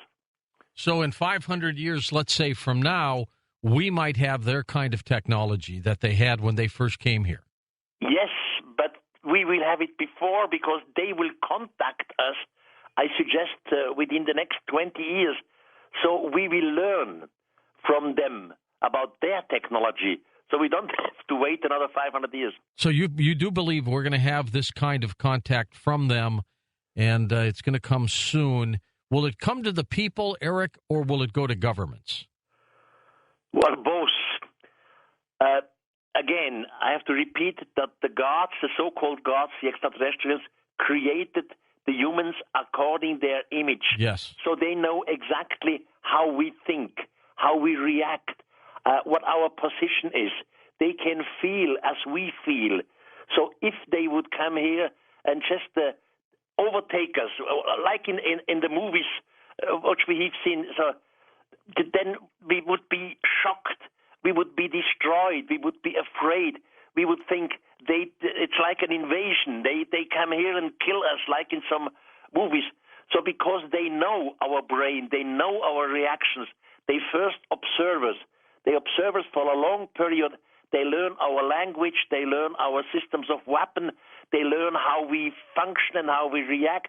And slowly, piece by piece, they show up so that some groups and some humans see them, so that it comes into discussion.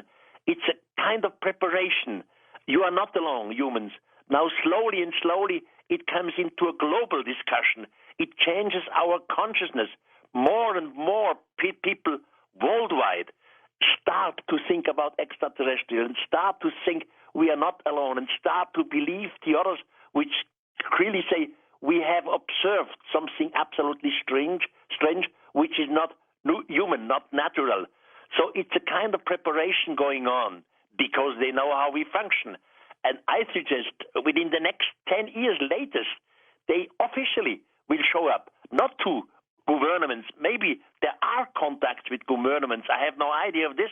But officially, you say, just take a big football stadium. All the cameras are already there. Yeah. And of a sudden, some gigantic UFOs appear, and so that the world public would see it. They'd think it was a halftime show. Somehow, yeah. They think, well, until they understand what is going on. So to provide this shock of the gods, that's why they make it slowly. In Egypt, I assume you believe they helped with the pyramids? Definitely. You see, it was the humans. We built the pyramid. We did the dirty work. Yeah. But the whole planning definitely has come from outside. You see, according to Egyptology, it was a pharaoh with the name of Cheops who was the constructor of the Great Pyramid. Now, Cheops was one of the 4th dynasty. His father was Snorfu, and Snorfu came right out of the Stone Age time. Now, to develop such a gigantic thing like the Great Pyramid, and in the meantime, we know that we have at least 1 kilometer of shafts and little rooms inside the pyramid. So to plan this, you need an extreme knowledge in engineering. And at the time of Cheops, as I said, his father came out of the Stone Age. This planning was not available. Now, again, we did the dirty work, but the planning came from outside. And this is not just an invention by myself. It is handed down in the old Arabian history, where, for example, the historian Al-Mas'udi, he was a brilliant historian and a geographer. He said that some gods helped. The same thing is Al-Makrizi. Al-Makrizi is another Arabian historian which nobody knows in the West. He put all the stories together concerning the Great Pyramid from antiquity, and this 2,000 years ago. And he clearly says it was Enoch and Methuselah who created the Great Pyramid with the help of the guardians of the sky. They never use the word God. They use the word guardians of the sky or watchmen of the sky. And they even say inside the Great Pyramids, there are gigantic libraries for the future of mankind. Now, at the moment, we found nothing inside the pyramid. But by electric measurement, we know that there are more rooms inside than we know. That's right. One of the latest rooms was just discovered within the last 6 months. And, of course, Edgar Cayce, the late American prophet, Eric, talked about the Hall of Records at the base of the Sphinx. I'm convinced there's something down there. There is something down there. The problem is, again, our today's religions. We are not prepared to be shocked. We are not prepared for old writings which tell us that we were misunderstanding everything, that the reality is another one than the one we believe that it was.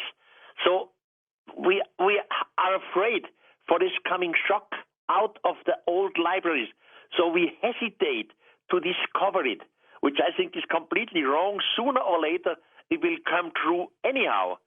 You know, we have another situation. At the moment, the whole world is talking about the changing of climate. Yeah. I don't care about the changing of climate, but maybe there are some old buildings in the ice, let's say in the Arctic or Antarctic ice.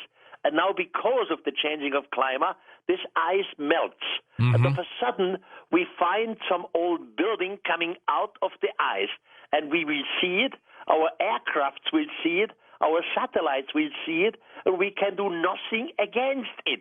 It just comes out of the ice.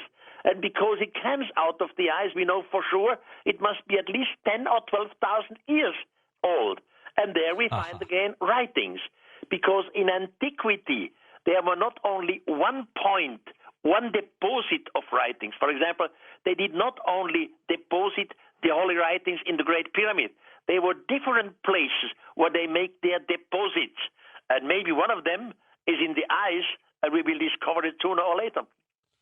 Erich, what do you think happened to them? Basically, where did they go? Even though we believe we're getting some visitations now, generally this form of inhabiting the planet, they left. How come? Well, it's like ethnologists. Our ethnologists, they go and study certain tribes. The ethnologists learn the languages of the certain tribes. They observe them. They give them a few advice, help them a little thing, and then they disappear again. Now, the primitive tribe does not know where the ethnologists go, if they go back to the United States or to Germany or whatever. But they disappear and promise we will return. They will return because they want to know what happened with their development. After all, never forget, we are offsprings of them. The gods created the human race according to their own image. So they are interested to know what's going up with us. How do we grow? How do we develop scientifically? And so on. So they will definitely return. You ask me, where have they gone? I have no idea. We don't know where their home planet is. No, we can speculate, I guess. But, we've heard of Zeta the Reticuli area and areas like that. Have you even tried to guess where they might be from? No, absolutely no. Because, in my opinion, they are living in a gigantic mother spaceship. There must be some home planet at somewhere. But the mother spaceship is traveling for hundreds and hundreds of years, and they visit always new solar systems. And they travel maybe, as I said in the beginning, each about 3,000 to 4,000 years they come back to the one planet they have visited. So they will come back. By the way, concerning the returning, 400 years ago, the Spaniard, the conquerors, Hernando Cortes, went to Central America. And in the beginning, the natives believed that Cortes is a god who returned.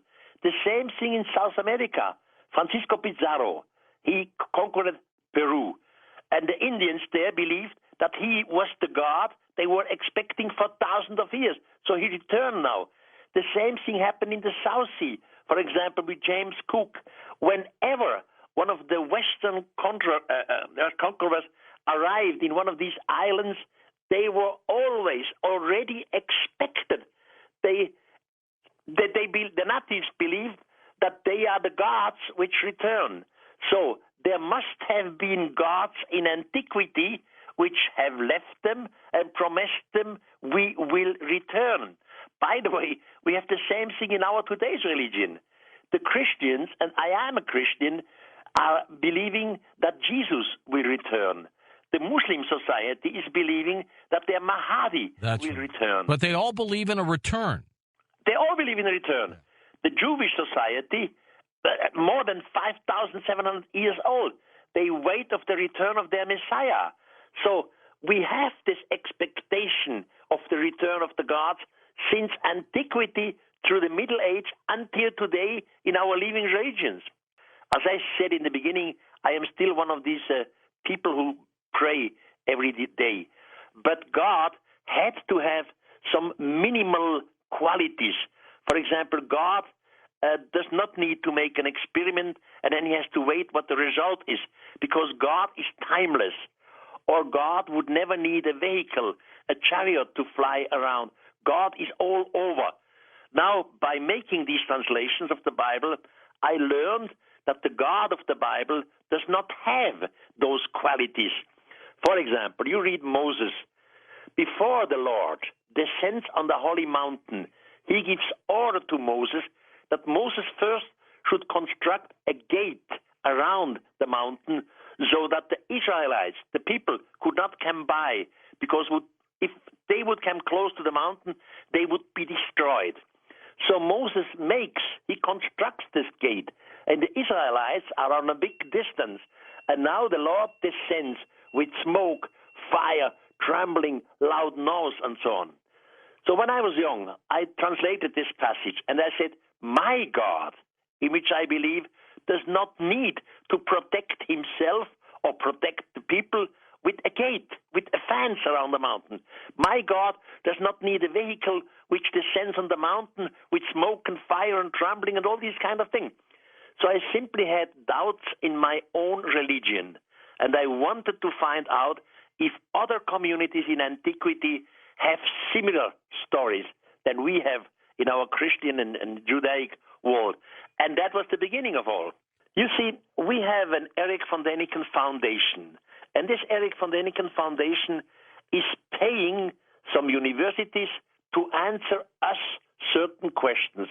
So 2 years ago, the foundation has asked the University of Dresden in Germany, please go to Nazca and look for the following questions. Is something there in the plain, in the desert, which should not be there? For example, do we find some minerals or stuff which has nothing to do in the plain of Nazca? Mm-hmm. Or how is it with magnetic fields? Do we find some changes in the magnetic field, etc., etc.? We had 20 questions.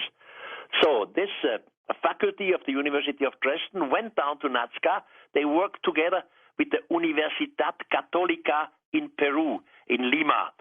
And they came out to incredible results.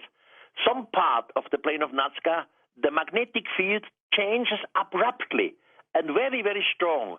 Or in some parts of Nazca, we found a lot of arsene. I don't know if the word arsene is good in English. Arsene, it's very poisonous. So arsenic, like arsenic? Arsenic, exactly, yeah. Arsenic. Thank you for your help. That's right. So, or the change, the current of electricity is completely different on the lines compared to the nearby sand.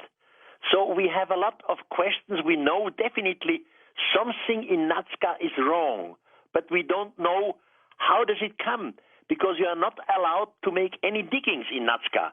Not even the Peruvian university is allowed to make a small hole. You just can make measurements from the surface, but you're not allowed to go down. Something is wrong in Nazca, absolutely, and we will find out what it is. But this may take another 2 or 3 years. Just amazing, though, that whole structure, where it is, and you can really see it from above. And, of course, the critics of that area, Erich, will say it was just artwork. Why would they were trying to be symbols to the gods, but I think the gods were the ETs. Well, definitely. And even, those critics say it's just artworks. They never have studied a lot of pictures. As I said, I have 5,000 in my archive. There is something which you see only from the air, which we call a mandala. Mandala like these Indian figures. And it is definitely geometrically and mathematically a message, a clear message, which does not fit into antiquity. So I know many critics about Nazca. I, by the way, know, of course, the whole literature of Nazca. And they are wrong. They do not see the whole thing, gigantic as it is. I am happy to present this in my next book. Good work for you, Erich. When you wrote Chariots of the Gods, now, to date, how many copies of that book have sold? Well, in the beginning, it started in Germany, and it was a bestseller in Germany and Switzerland. And then later it came to different countries. In the United States, the paperbook version had about 8 to 9 million copies. And all together, worldwide, I mean, all my titles, 32 titles, in the meantime, have a total edition of about 65 million copies. That's amazing. Yeah, by the way, this never made me a rich man out of it. I earn money every year, maybe $300,000-$400,000, but the money goes out because I have a big archive. I have people who work for me. Yes, you do. You have to pay them. So I have never become a millionaire. You've got good people who work for you, too, by the way. I have brilliant people who work with me. Erich, why do you think governments, which they all probably know and have information, just don't disclose? Well, it's actually the governments always want to be reasonable. You see, it is our scientific community which thinks that UFOs are not reasonable. They think that extraterrestrials in the deep past are not reasonable. They think because we have gigantic distances in the universe from star to star, measuring in light years, so it is not reasonable to think that we have been visited. They think that extraterrestrials would never look like we, so man-like. They would be completely different. Extraterrestrials who look similar to us are not reasonable in their thinking. Now, because of the scientific community thinks that all this is unreasonable, the governments are afraid to come up to the public with something which is unreasonable, seen from the scientific community. The same thing happens in our newspapers worldwide. So-called serious newspapers will never bring a UFO case in the first front page in a serious way because they want to be reasonable. Nobody wants to be unreasonable. We are afraid to stand in the rain of unreasonability. That's why the governments and the scientific community and most of the press are just holding back. They are not afraid of it, but they just are afraid to be ridiculed, not to be taken serious. That's the whole reason. Soon as the majority of the scientific community, or at least a big part of it, officially declares, yes, there are beings living out there and they can reach the distances, it is not unreasonable anymore. And then they come to the surface. They all are just afraid of the unreasonability. Erich, have you ever had a chance to talk with Zahi Hawass? No, never. I was once in a party with a glass of wine in my hand, and he was there too, among many other people. And all what we said was hello and good luck, and that's all. Never I had a discussion with him. In our show before, I was roughly mentioning that some Arabian historians tell the story that inside the Great Pyramids there are mountains of writings that they tell it was constructed by Enoch and Methuselah, etc. Now, in my newest book, Remnants of the Gods, which is on the market right now, I give these quotations exactly so you can see the source, where it comes from, and you can read literally what these ancient Arabian historians say. It was never published somewhere else. I just taped my part for year 6 of the History Channel's Ancient Aliens, Erich, which, of course, you have been the inspiration for. What a great program. Well, and they are continuing. It's the History Channel who makes it. And in the meantime, we are going close to about a series of 80 parts. 80 parts.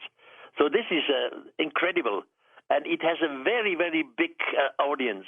Oh, my gosh, it's growing. I think it helped make the History Channel, believe it or not. The producers did a great job. Now, they've got some great shows there now. The reality programs are all doing well, but History Channel was the first one, carved its way, didn't it? They have courage. They are wonderful. And, the shame is, I live in the German-speaking world. German-speaking world means Germany, Switzerland, and Austria. Here in the German-speaking world, they want to be very reasonable. And normally, they do not show these things on TV as the American public or the world public does, but not in the German-speaking world. They all are afraid somehow. They all want to be too scientific. They are afraid of speculation. It's a shame here. I was just a few months ago in Brazil, and there in Brazil, practically every second or third person had already seen UFOs. In Brazil, they talk very normally about UFOs, that we are observed. And in other countries, like in Switzerland, they are afraid to talk about it. I do think they're probably, Erich, very good at healing. Well, that would make sense because of their knowledge in science and also in medical science. They are much more advanced than we are. So they must have found out the way to prolong our life. but I don't know how it works and for how many years. Remnants of the gods. Tell us a little bit about what happened in Italy. What remnants there? Well, the whole Mediterranean region is full of one mystery. For example, there is an island in the center of the Mediterranean Sea. The island is called Malta. And when you are in Malta, you find many so-called cart ruts. These cart ruts, they look like railways. So they are lines, parallel lines running together. Now you ask me for Italy. The whole Mediterranean Sea, including Italy, has some of these railways, of these cart ruts. In Sardinia, in Italy, in Sicily, in Spain, all over the Mediterranean region, you can find in the rocks some strange lines going always into the Mediterranean seas.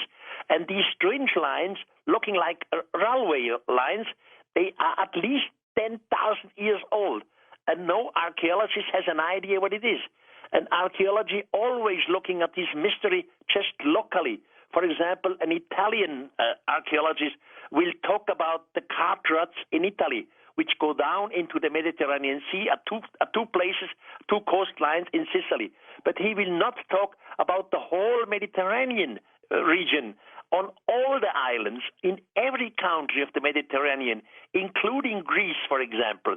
We have some of these lines going into the Mediterranean Sea, and there is no explanation for it. By the way, in my new book, you see about 20 pictures concerning these lines, these cart ruts. It's just incredibly. Of all the regions of this planet, which one excites you the most for these stories? Well, still Nazca in Peru, which is absolutely an unsolved mystery, and of course the Great Pyramid, and Egypt in totally. In Egypt, we do not only have the Great Pyramid, we also have other mysteries. For example, in Abydos. In Abydos, we have a temple. It's compared to Stonehenge in England. It's just gigantic, with gigantic blocks weighing up to 70 tons. And this temple in Abydos is older than the new temple. You have to differentiate. Abydos has a new temple which was created by the pharaoh Sethos. Sethos was about 1300 BC. And this Stone Age temple, which I'm talking now, is older than the new temple of Sethos. And the technology of the older temple is much more perfect than the later temple of the pharaoh Sethos. So it is evolution of technology is turned upside down. Normally, the evolution starts with primitive technology, and then slower among the decades and the centuries, you develop a higher technology, means in stone building, in measuring, in transporting, and all these things. In Abydos, this evolution of technology is turned upside down because the most perfect technology is the oldest one. And later, the pharaoh Sethos comes, 1300 BC, with primitive technology. So not only the pyramid, also other places in Egypt are a great mysteries and do not fit into evolution of technology. Those etchings in Abydos are remarkable, Erich. They look like helicopters, submarines. It's amazing, isn't it? It's absolutely crazy. And you see, in Abydos, there were granite, the stone granite was used, and granite comes from Aswan. Aswan has the hardest granite. Aswan is in Upper Egypt, about 400 kilometers away from Abydos. So they had to transport the granite from Aswan to Abydos down the Nile. So just imagine you have to transport on a ship or whatever it is, stone blocks of 100 tons. And then you have the technology to put this 100 tons by some sort of crane exactly on the centimeter on the next stone block. So the technology is not makeable. Technology makes no reason for Stone Age people. Somebody else made it. For what and who, we don't know. In Abydos still, there are, like in the Great Pyramid, there are still holes under the earth. We know it from electronic measurements. So something is there, but nobody finances the excavations. Maybe this would be something for the Erich von Däniken Society. When you start researching a book, how long does it take you to put one together now? Well, that's very different. First, I collect material for some 20 or 30 years. It takes slowly and slowly, and I add this material. I have a big archive. In my archive, we have 200,000 pictures. Just imagine this. It's quite big. And of course, we have hundreds and hundreds of documents from all over the world. And only when all this material is together, and in my head, I had a plan. I know what to write about. It's not the same thing if you write about Egypt or if you write about Greece. These are two different countries with different mythologies. Of course, there are connections, so I have to be clear in my head what I want to do. So the information collecting takes about 20 years. The writing by itself, once I sit down at my desk, this is done in about 3 months. Erich, the ancient astronaut theory, of course, extremely popular. Where does it go from here? I mean, we've got people like you out there. What's in, your buddy Giorgio Tsoukalos, my buddy, what's new? What's next? Well, we do the research, we continue the research, and we always discover new things because we are the working group, the ancient astronaut people. The others are the reading group. So what does it go? We will find conclusive proofs. And with conclusive proof, I mean some sort of object by the extraterrestrials, or at least some books. A few of them we have already, but they are looked at in a religious way. We will find conclusive proof to say this planet was visited by ETs some thousands and thousands of years ago, and we are the offsprings of them. The end result is this will be the result. And Erich von Däniken, you see, I started all this some 50 years ago. But in the meantime, we have worldwide more than 100 serious authors who work on the same, I could say, business. They have the same interest. So once I'm dying, the story is not finished.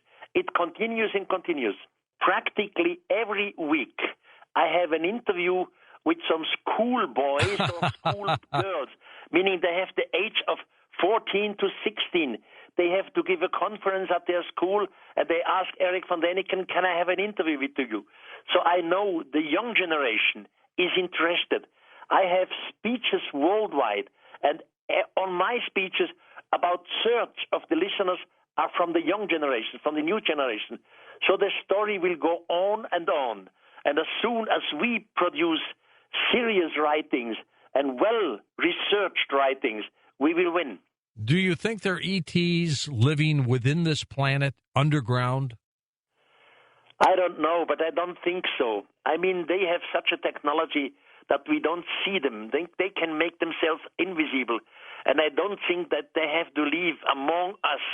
But they observe us. You see, at the moment we have this discussion of your secret securities, NSA and CIA. Oh, yeah, what a mess. Observe everything. Now, just imagine the technology of the extraterrestrials is far ahead of what our secret services knows.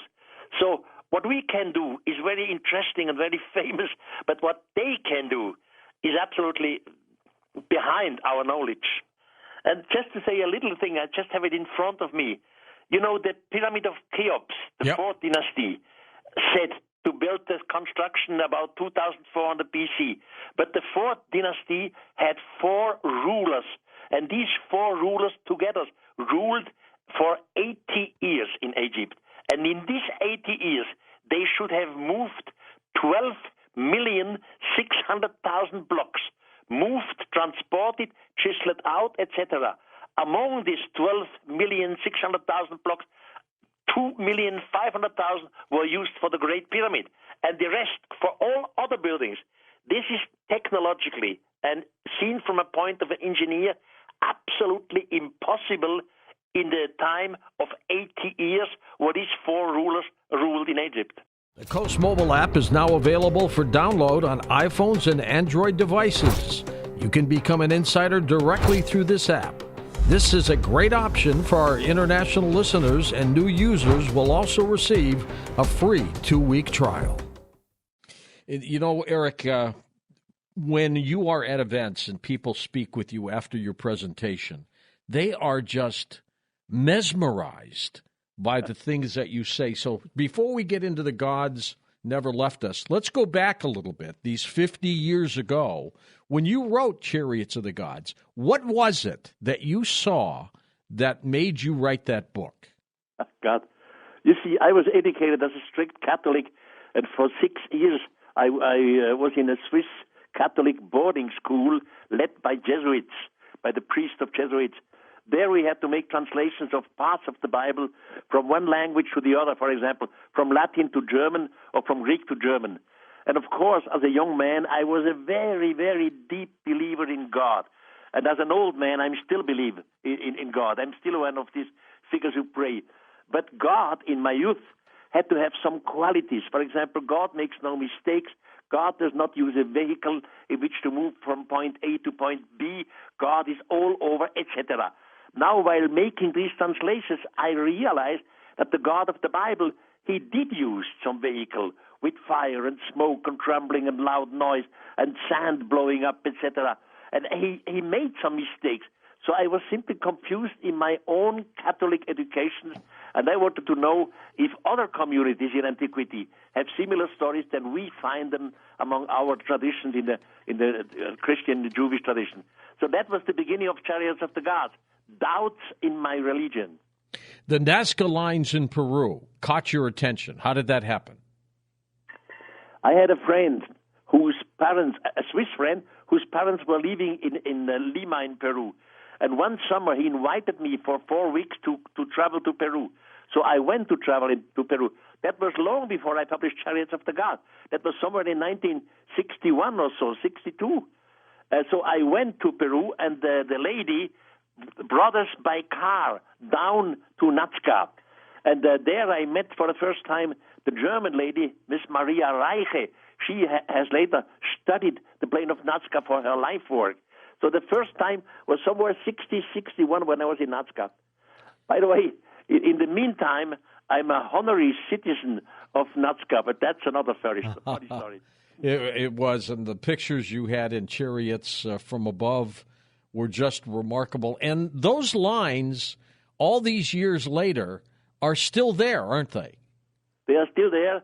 And what nerves me is some of these documentations which do not tell the complete truth. Now, what nerves me, some of these airstrip-looking lines, they are put on mountains which were cut up artificially. Now, in these TV documentations, they only show you the figures like the fishes and the birds and the monkeys, and they demonstrate you how easy it is possible to make these figures. You just have to crush away the stones from the surface, and obviously a brighter shining appears. So it is easy to make the figures, but not easy to cut a whole mountain or 3 mountains and to make it flat and to put one of these airstrips over the mountain. And under the so-called airstrip, you see a zigzag line. So, for example, if this airstrip-looking line would be the result of stretching away the surfaces, then you would crash away the zigzag line below also. And all these things are not discussed on television, which nerves me. All right, The Gods Never Left Us. Let me tell everybody, Eric, a little bit about this book, and then we'll get into it. The Gods Never Left Us contends that recent advancements in biotechnology, astrophysics, engineering, AI, not only give us a fresh perspective on ancient astronaut theory, but actually validates it. We are, as a race, embarking on the exact same trajectory of our interplanetary colonization. Just as Erich von Däniken has suggested, Earth itself was colonized. ETs are at work today, and that affects us all. Tell us, is that pretty accurate, Erich? Perfectly. You did absolutely great. Now, let's get into this. When you talk about the gods never left us, explain that. Well, I am absolutely convinced that some thousands and thousands of years, extraterrestrials were here. We can prove this. At least a figure like me, Erich von Däniken, can prove it. I have published 40 books about it. I know what I'm talking about it. Now, these gods at that time, they promised to return in a faraway future. This promise of return is part or was part of every ancient culture. For example, the old Egyptian culture, they waited for the returning of their god of Osiris or Osiris. The Central American people, they waited for the return of the feathered serpent, Quetzalcoatl. The South American people, they waited for the return of their god Viracocha, etc. All these cultures were waiting for somebody to return. When first the white man appeared, in the beginning they believed these are the long-awaited God. Now this promise of returning has also gone into every big religion. I'm a Christian and we believe that Jesus one day will return. That's right. But the Muslim society believes that their Mahdi will one day return. Of course, the Buddhist society expects the return of Buddha. The Jewish community expects the return of Messiah. Now, to be honest, not every religion can be right. Some of them must be wrong. And I am afraid it's not neither Jesus or Buddha or Messiah or Mahdi who will return. It's the extraterrestrials. They promised it some thousands of years ago. And at the moment, they are here. And we have possibility to prove this in a scientific way. Erich, did ancient mankind years ago, thousands of years ago, confuse the visitation of ETs with the discussion of heavenly gods coming down? That's exactly the problem. Some thousands of years ago, they appeared. Now, our ancestors were Stone Age people. They had no idea of technology. They believed erroneously that these extraterrestrials must be the gods. That's why the gods entered into mythology. That's why the gods entered into the big religion. You see, when you have, for example, a figure like Moses in the Old Testament, there you have a passage that the so-called God descends on the holy mountain. But before God does so, he orders Moses to construct a gate around the mountains so that the people could not come close by. So Moses constructs a gate. The Israelites are in safe distance. And then the Lord descends on the mountain with smoke and fire and trembling and loud noise, and the whole mountain was glowing like a furnace, etc. Now, a real God would not need first to construct a gate for protection. And real God does not need some vehicle to descend with smoke and fire and trembling. The real God is all over. So it was not God, it was a misunderstanding. It was extraterrestrials.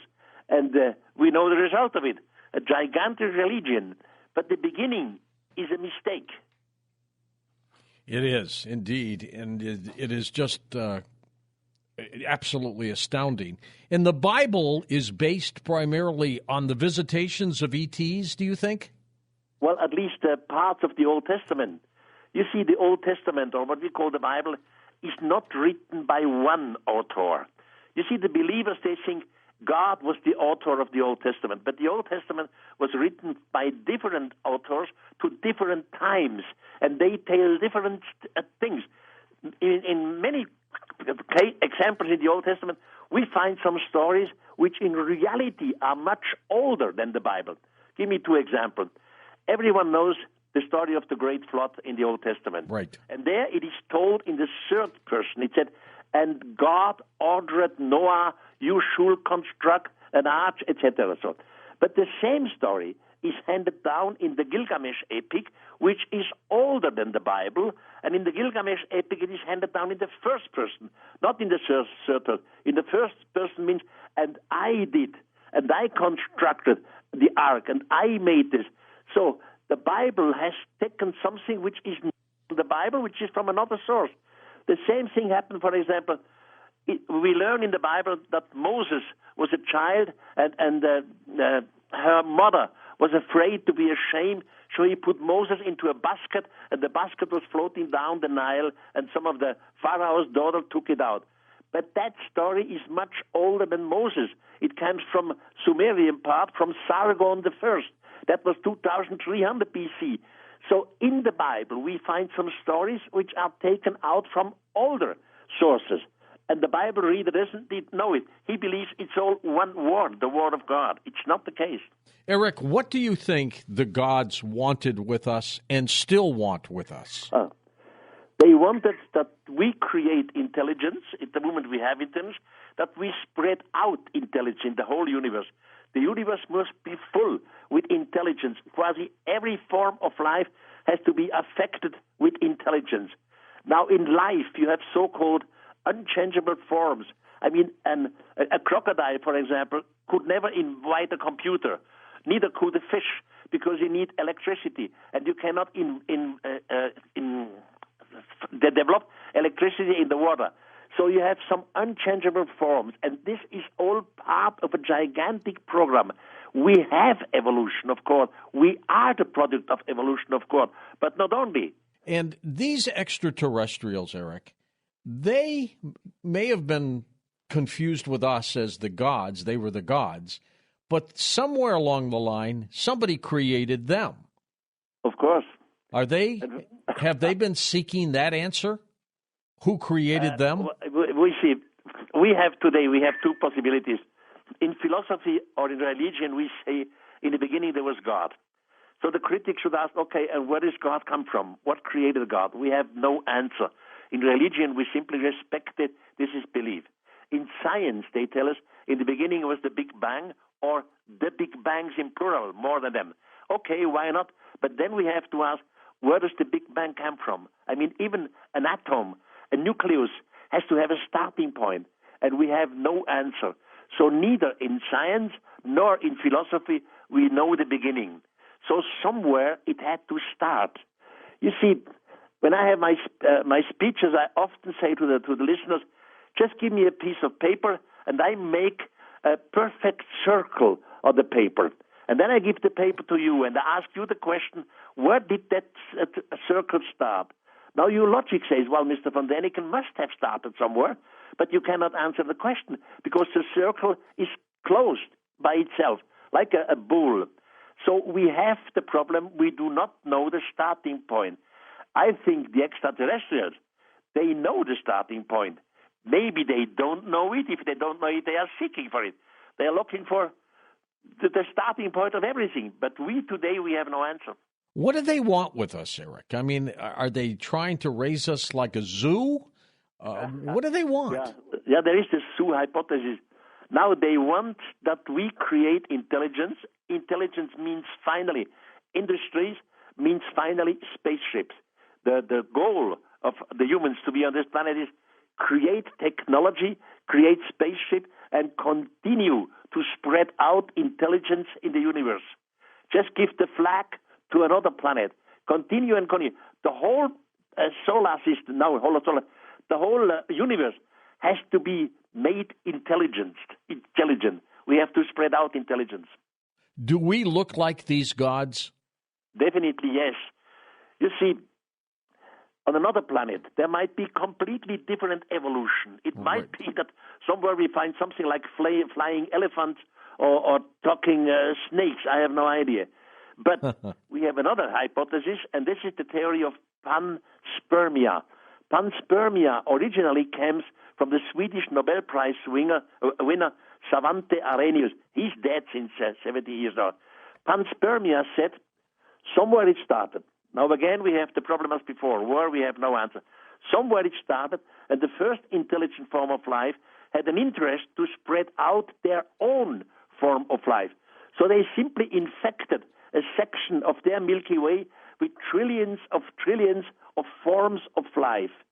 Erich, with these gods, why is it so difficult for humanity to acknowledge their existence? I mean, we get the great information from you and some other people, but in terms of governments and places like that, we don't hear anything. You see, I always think it's a question of our education. Simply spoken, on this planet we have two sorts or two kinds of human beings. One group is religious. It doesn't matter what kind of religion. The other group is rather scientific. Now, the religious group is absolutely convinced that God made anything, the universe, the soul, the suns, the planets, the trees, but as crown of creation, God created us, the humans. The scientific group is absolutely convinced it's all evolution. It's mutation, selection, but we are the top of evolution. Now, have you ever remarked that in both cases, you look at it religiously, we are the crown of creation, or scientifically, the top of evolution, in both cases we look at ourselves as the greatest. Something like us does not exist somewhere out in the universe. We are looking like egoists to ourselves. It's a psychological problem. We don't want to have extraterrestrials. If we accept them, we are not the greatest anymore. So we try to put them up as long as possible. But it will not be possible any longer because too many information are coming in practically every week on this planet and from our solar system. How from the solar system? You see, NASA has sent some space probes to the surface of Mars. We have wonderful pictures of parts of the surface of Mars, and they show things which should not be there. Even further, between Mars and Jupiter is the asteroid belt, composed of hundred thousands of stones. Mm-hmm. Some of them are small, others are big. The biggest asteroid is called Ceres, has a diameter of 930 kilometers. Now, a NASA space probe has sent photographs of the surface of Ceres. And there you definitely, no doubt, you find a rectangular made out of stone, and in the center of the rectangular you find a square. Now, we humans, we were never there on Ceres, on the asteroid belt. If it was not us, who was it? Who was it? So sooner or later, we cannot avoid it anymore. The information concerning extraterrestrials, they will run over us. Are we being visited by one particular race of extraterrestrials or many? I am not sure about this, and I have to make the remark, I myself, I have never seen a UFO. I never had a discussion with an extraterrestrial. But what I do have in my 83 years old, I have wonderful connections with people from the scientific community, from the different political communities, mm-hmm. and those who have the courage, they definitely confirm we are under observations, extraterrestrials are here, but we can't make it into public because the public would create a shock. Panic. So they are here, I'm absolutely sure. Although I have not seen one of them. Do we have anything to be concerned about No. their visitation? No. In the past, they were always helpful. We had cases in the past where they destroyed everything. For example, in the Bible, you have the destruction of the two cities, Sodom and Gomorrah. Something went wrong, so they destructed the cities. A similar situation we have in the Hindu epic, the Mahabharata, in the 5th book with the name Mausala Purva. There they destruct 3 cities from the sky, but generally they were always helpful. They were the teacher. All historians, just read, for example, Diodorus of Sicily, or read Herodotus, the Greek historian. All these men who have written 2,000 and more years ago books about the gods, they all say they were helpers. They helped us. They taught us. Some of the humans were taken on board their spaceship.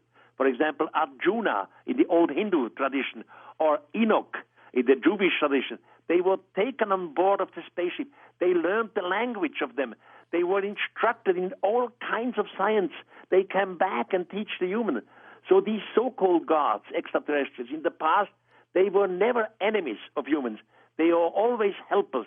If they would have wished to destroy us, they could have done this anytime. Now, sure. We should be graceful and try to get in communication with these beings who are observing us. Erich, are they interdimensional or are they coming from another planetary system? I don't know if they are interdimensional, but we know in our solar system we have no other planet which is inhabited. So they must have come from another solar system, some light years away. But this is practically solvable. You can travel even without the speed of light. This is another question. Well, that's true. They have somehow learned over their many, many years how to bend space and time, I believe. Definitely, yes. I mean, we have utopian stories. For example, you could create in the future, you could create a rocket propulsion which is antimateria, so they could reach nearly the speed of light. Or you could use, if they do exist, the so-called wormholes. You can use the different possibilities in the universe. But you can always use simply a generation spaceship, which is primitive technology. For example, if you want to reach the distance of 10 light years, and you have only a speed of 2% of the speed of light, which is not much, 2% is possible, then you would reach 10 years of light in 500 human years. Now, 500 human years means generation spaceship. On board, they make love, they are children, they make love, etc. So you can definitely do it. With only the 2% of the speed of light, we could invade our whole Milky Way without 10 millions of years. So this is all possible. Do you think, Erich, they would do anything bad to us? No. They've stopped the, nuke silos and things like that. But do you think they would attack us? No, I don't think they would attack us. Because, their technology compared with our technology, they are so much ahead of us. We would look at their technology as magic. They could do it, everything. They never will do it. They could shock us every day. They could just show up over a football stadium where you have already 100,000 people waiting and all the cameras are installed. But they do not want to hurt us. They don't want to shock us. They want that we learn that they exist. They want that we learn that we are not the greatest. And it will take 1 or 2 generations. The spirit of time has to change. And that's what they are doing. By showing up a little, by showing up to some people, by helping to some people, by giving instruction to some people. Some of these extraterrestrials are here on Earth. Some of them, they look like humans. I know it sounds crazy, and I know the evolution story, but this is the fact which we have to learn. They do look like us because they made us in their image, as the Bible says. That's exactly the point.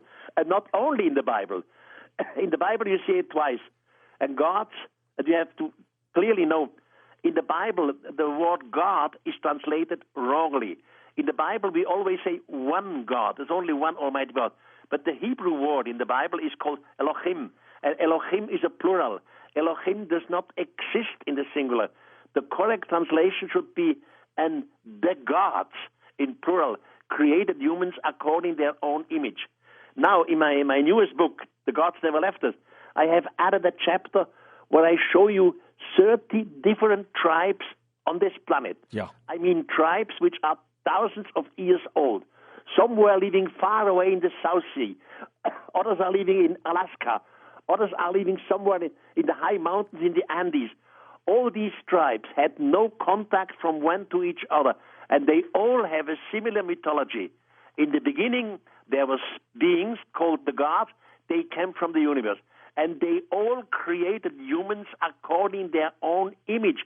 This is not only part of our biblical tradition. This is part of hundreds of mythologies around the world. The book of Revelation, Erich, which really wraps up the Bible, talks about an apocalypse, talks about some horrendous times before things get better on this planet.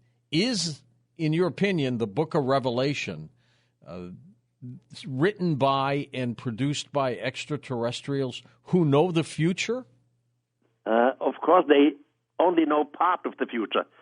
You can calculate the future somehow. When you know this tribe or this community, how far is technology in communication, so you can calculate more or less possible futures, but not the future, because it always depends what politics, what religion, what decisions the humans make.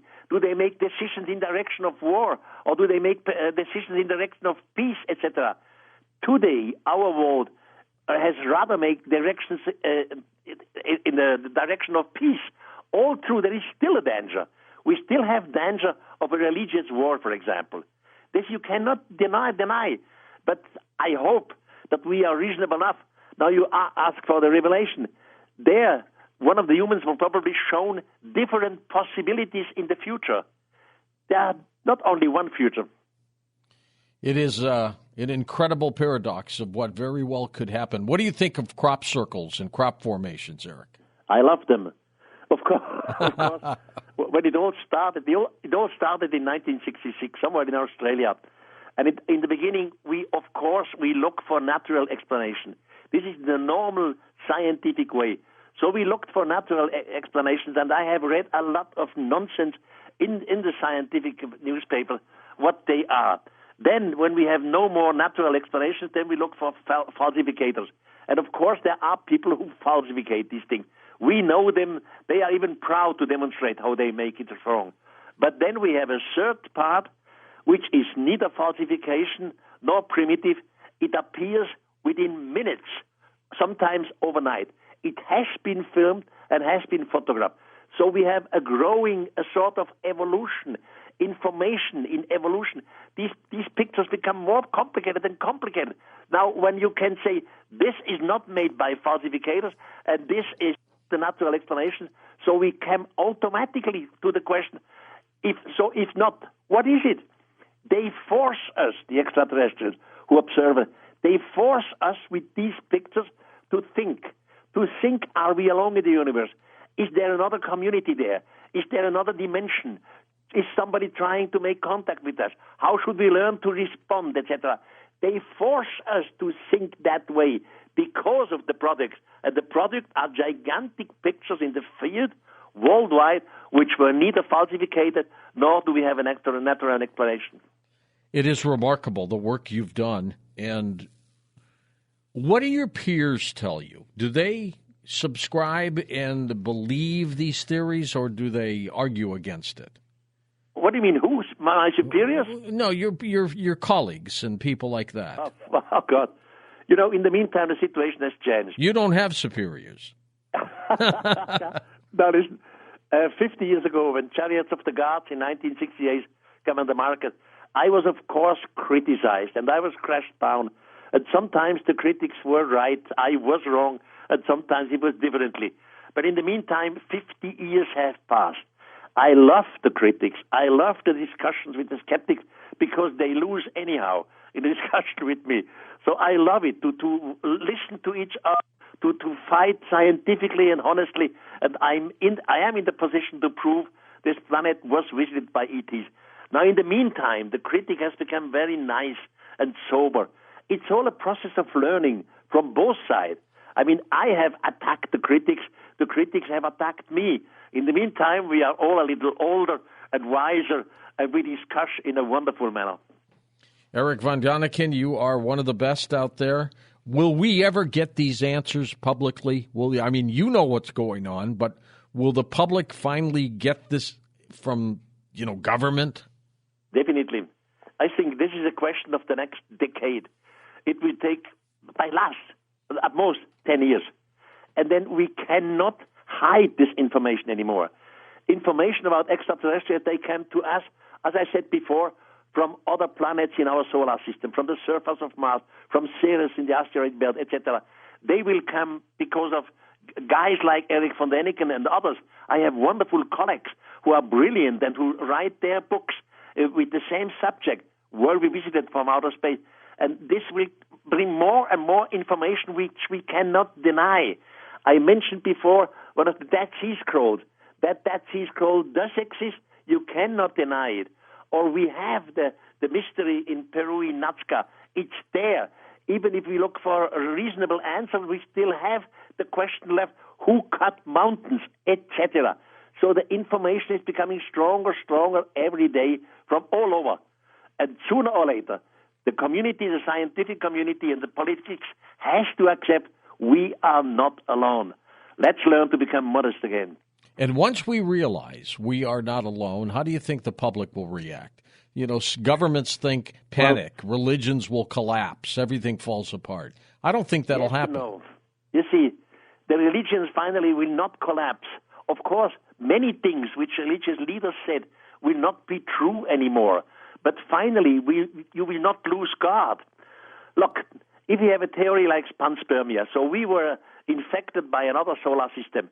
Okay, and the other solar system infected again by another. You can play back this game for billions and billions of years. Finally, you arrive to a starting point. And there, in every respect with religion, you say, here is God.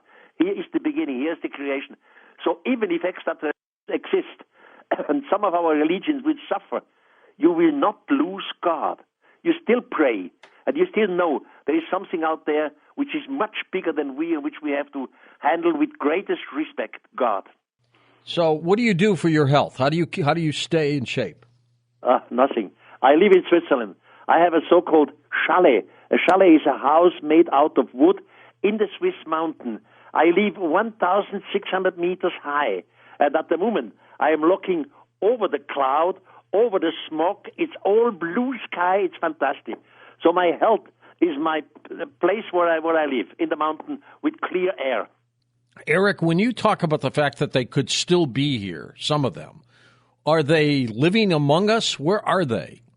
Well, there are still mother spaceships, one or two in our solar system somewhere. From these mother spaceships, they still observe us with smaller vehicles. In antiquity called Vimanas, in ancient Indian, in antiquity called the splendors of God with Ezekiel, etc., etc.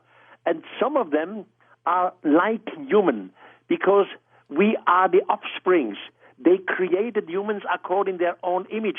Some of them are really working among us. And maybe I met, some 25 years ago, I had a speech in Germany, in Bonn. It was evening. And after a speech, we always had discussions. And then somebody asked me at that time, do you believe that extraterrestrials are among us? And I said, no. I think this is all ridiculous. Why should extraterrestrials be among us? After my speech, it was evening, I went to my parking lot, and I was accompanied by two young people. And of a sudden, a strange figure came out of the dark, shake my hand. I felt his hand, and with his eyes, he looked down at my body, and then I saw before my eyes that his arm disappeared. Jeez. So his arm became invisible, but I still had his hands in my hand. I felt his hands, but I saw his arms disappear. It was invisible. Now the two young people who were along me, they were simply passing, and me too. And this figure simply smiled. He was a human, and left my hand again and disappeared. So not one word was spoken, nothing. But maybe I myself, some 25 years ago, I have shaken the hand of an extraterrestrial. There have always been rumors that government is in cahoots with extraterrestrials, Erich. What do you think of that? Well, governments that is composed of different branches, defending or whatever. Government itself, I would say no. But some of the people know. You see, the Minister of Defense of Canada, Mr. Paul Hellyer, he said some years ago in an interview that extraterrestrials are here, that they are observing us. And he said he wanted that government make all this extraterrestrial stuff public. But the majority of government, at least in Canada, said no at that time. But that situation will change. It has to change because the people simply see too much. And it is up to our press. You see, nowadays in Germany and Switzerland, they speak about the so-called lying press or the fake news press. Those journalists, I know, be it radio people, TV people, or journalists, they are brilliant and they are not liars. But what I have to accuse our press is there are certain teams which they don't talk about it. They don't bring it to public. And if they do it in a way of ridiculing him. Yeah. And that is the situation we have to change. The time, guys, the spirit of time has to change. We have to accept we are not alone. Let's discuss this openly. They ridicule so much, they scare people who have seen legitimate UFO cases, pilots, other people like that, Erich. They're scared to come forward, aren't they? Exactly. This is our human behaving. Nobody wants to be ridiculed. We all want to be taken seriously by our community. That's why we have a lack of civil courage. That's what I'm fighting against in my books. That's why in my books I'm not just telling something, I'm delivering the proof, the exact sources, the place where you can photograph it. Just go there, control Erich von Däniken, and you will find out this is absolutely sensational. We are under observation, and some thousands of years we were visited by beings from outer space. Had we not found the Dead Sea Scrolls, I think a little boy found them in a cave. Had we not found them, what would we have not known about biblical terms? We would never have known that Jesus was grown up in Qumran. Qumran was a convent, and he learned different things, which is later part of the gospel. He learned as a student in Qumran. And then we have different little things like the Lamech roll I just mentioned before, where it says we are all offsprings of Noah, but Noah is an artificial birth, etc. Or Ezekiel. In the Bible, we have the story of Ezekiel. And the story of Ezekiel ends abruptly in the Bible. In the middle of the story, it ends. Now, a continuation of Ezekiel we found among the Dead Sea Scrolls. So many little things were found in the Dead Sea Scrolls, which makes the Bible more understandable. Erich, there used to be lots of classic abduction cases. They seem to have slowed down dramatically over the years. Any idea why? Because they don't need it anymore. 40 years ago, 30 years ago, they had abductions. I always thought, too, the possibility that they were raising their own colony of people to get rid of us. No, not to get rid of us. We are part of them. We are offsprings of them. As we said in the earlier hours, the gods created humans according to their own image. We are their offsprings. As I said it before in the so-called Lamech scroll from the Dead Sea, we are the offsprings of Noah. So make it clear. We have human evolution. We are product of this planet. But not only. There were always interferences by the others. Like we, for example, take an apple tree. An apple tree has evolution on this planet. But we changed the apple tree by grafting. So for the apple tree, we would be the gods. We changed something, our cherry tree, by grafting. The same thing happened with us. Extraterrestrials have changed our evolution always by interfering. What would be that big case, Erich? Yeah, you see, optically, to see and to touch something, simply take the tombstone of Palenque. Palenque is a Maya city, and deep down under a pyramid called the Temple of Inscription in 1952, they discovered a tomb of a Maya ruler. His name was Pakal. And it is clear the tombstone shows Pakal. But Pakal is shown in a kind of capsule. He's bending forward like a racing motorcyclist. He uses his two hands to manipulate controls. He's sitting on a chair, and outside of his frame you see a linking flame. Now this is optically absolutely sensational. The tombstone of Palenque in the Maya city of Palenque. Of course, archaeologists have other views, but the view of archaeologists has changed more and more in the last years into my position. We really see Pakal there, who is flying out of our solar system into the universe. So that's optically. Now, from the written story, the best proof we find in the book of Enoch. Enoch was the seventh patriarch before the Great Flood. Enoch is mentioned in the Bible, the first human who left our planet in a fiery chariot. But what nobody knows, Enoch is the writer of a book, the Book of Enoch. This book was found some 160 years ago in an old library in a convent in Ethiopia.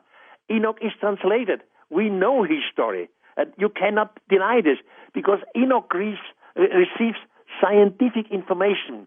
For example, one of the teachers says to Enoch, "Human, look out of the window. Do you see this little light out there? You humans call it the moon, but the moon has no light by itself." And he explains him why the moon sometimes disappears or is full or empty, etc. So this is scientific information given before the Great Flood. No human could have known that the moon receives his light from the sun and a different sphere.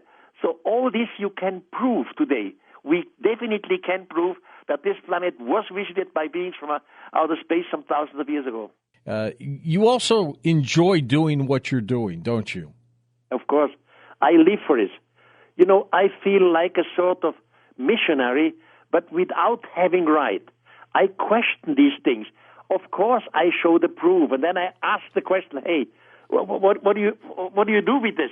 Do we possess traditions that are thousands of years old and tell about humans and animals created by the gods? We have these things. Or are pictures really created in corn and other fields that were not made by fakers and grow within minutes. So we have these things. I present these things. I bring them into discussions, and always in a way you can control them. You can photograph them. That's important for my work.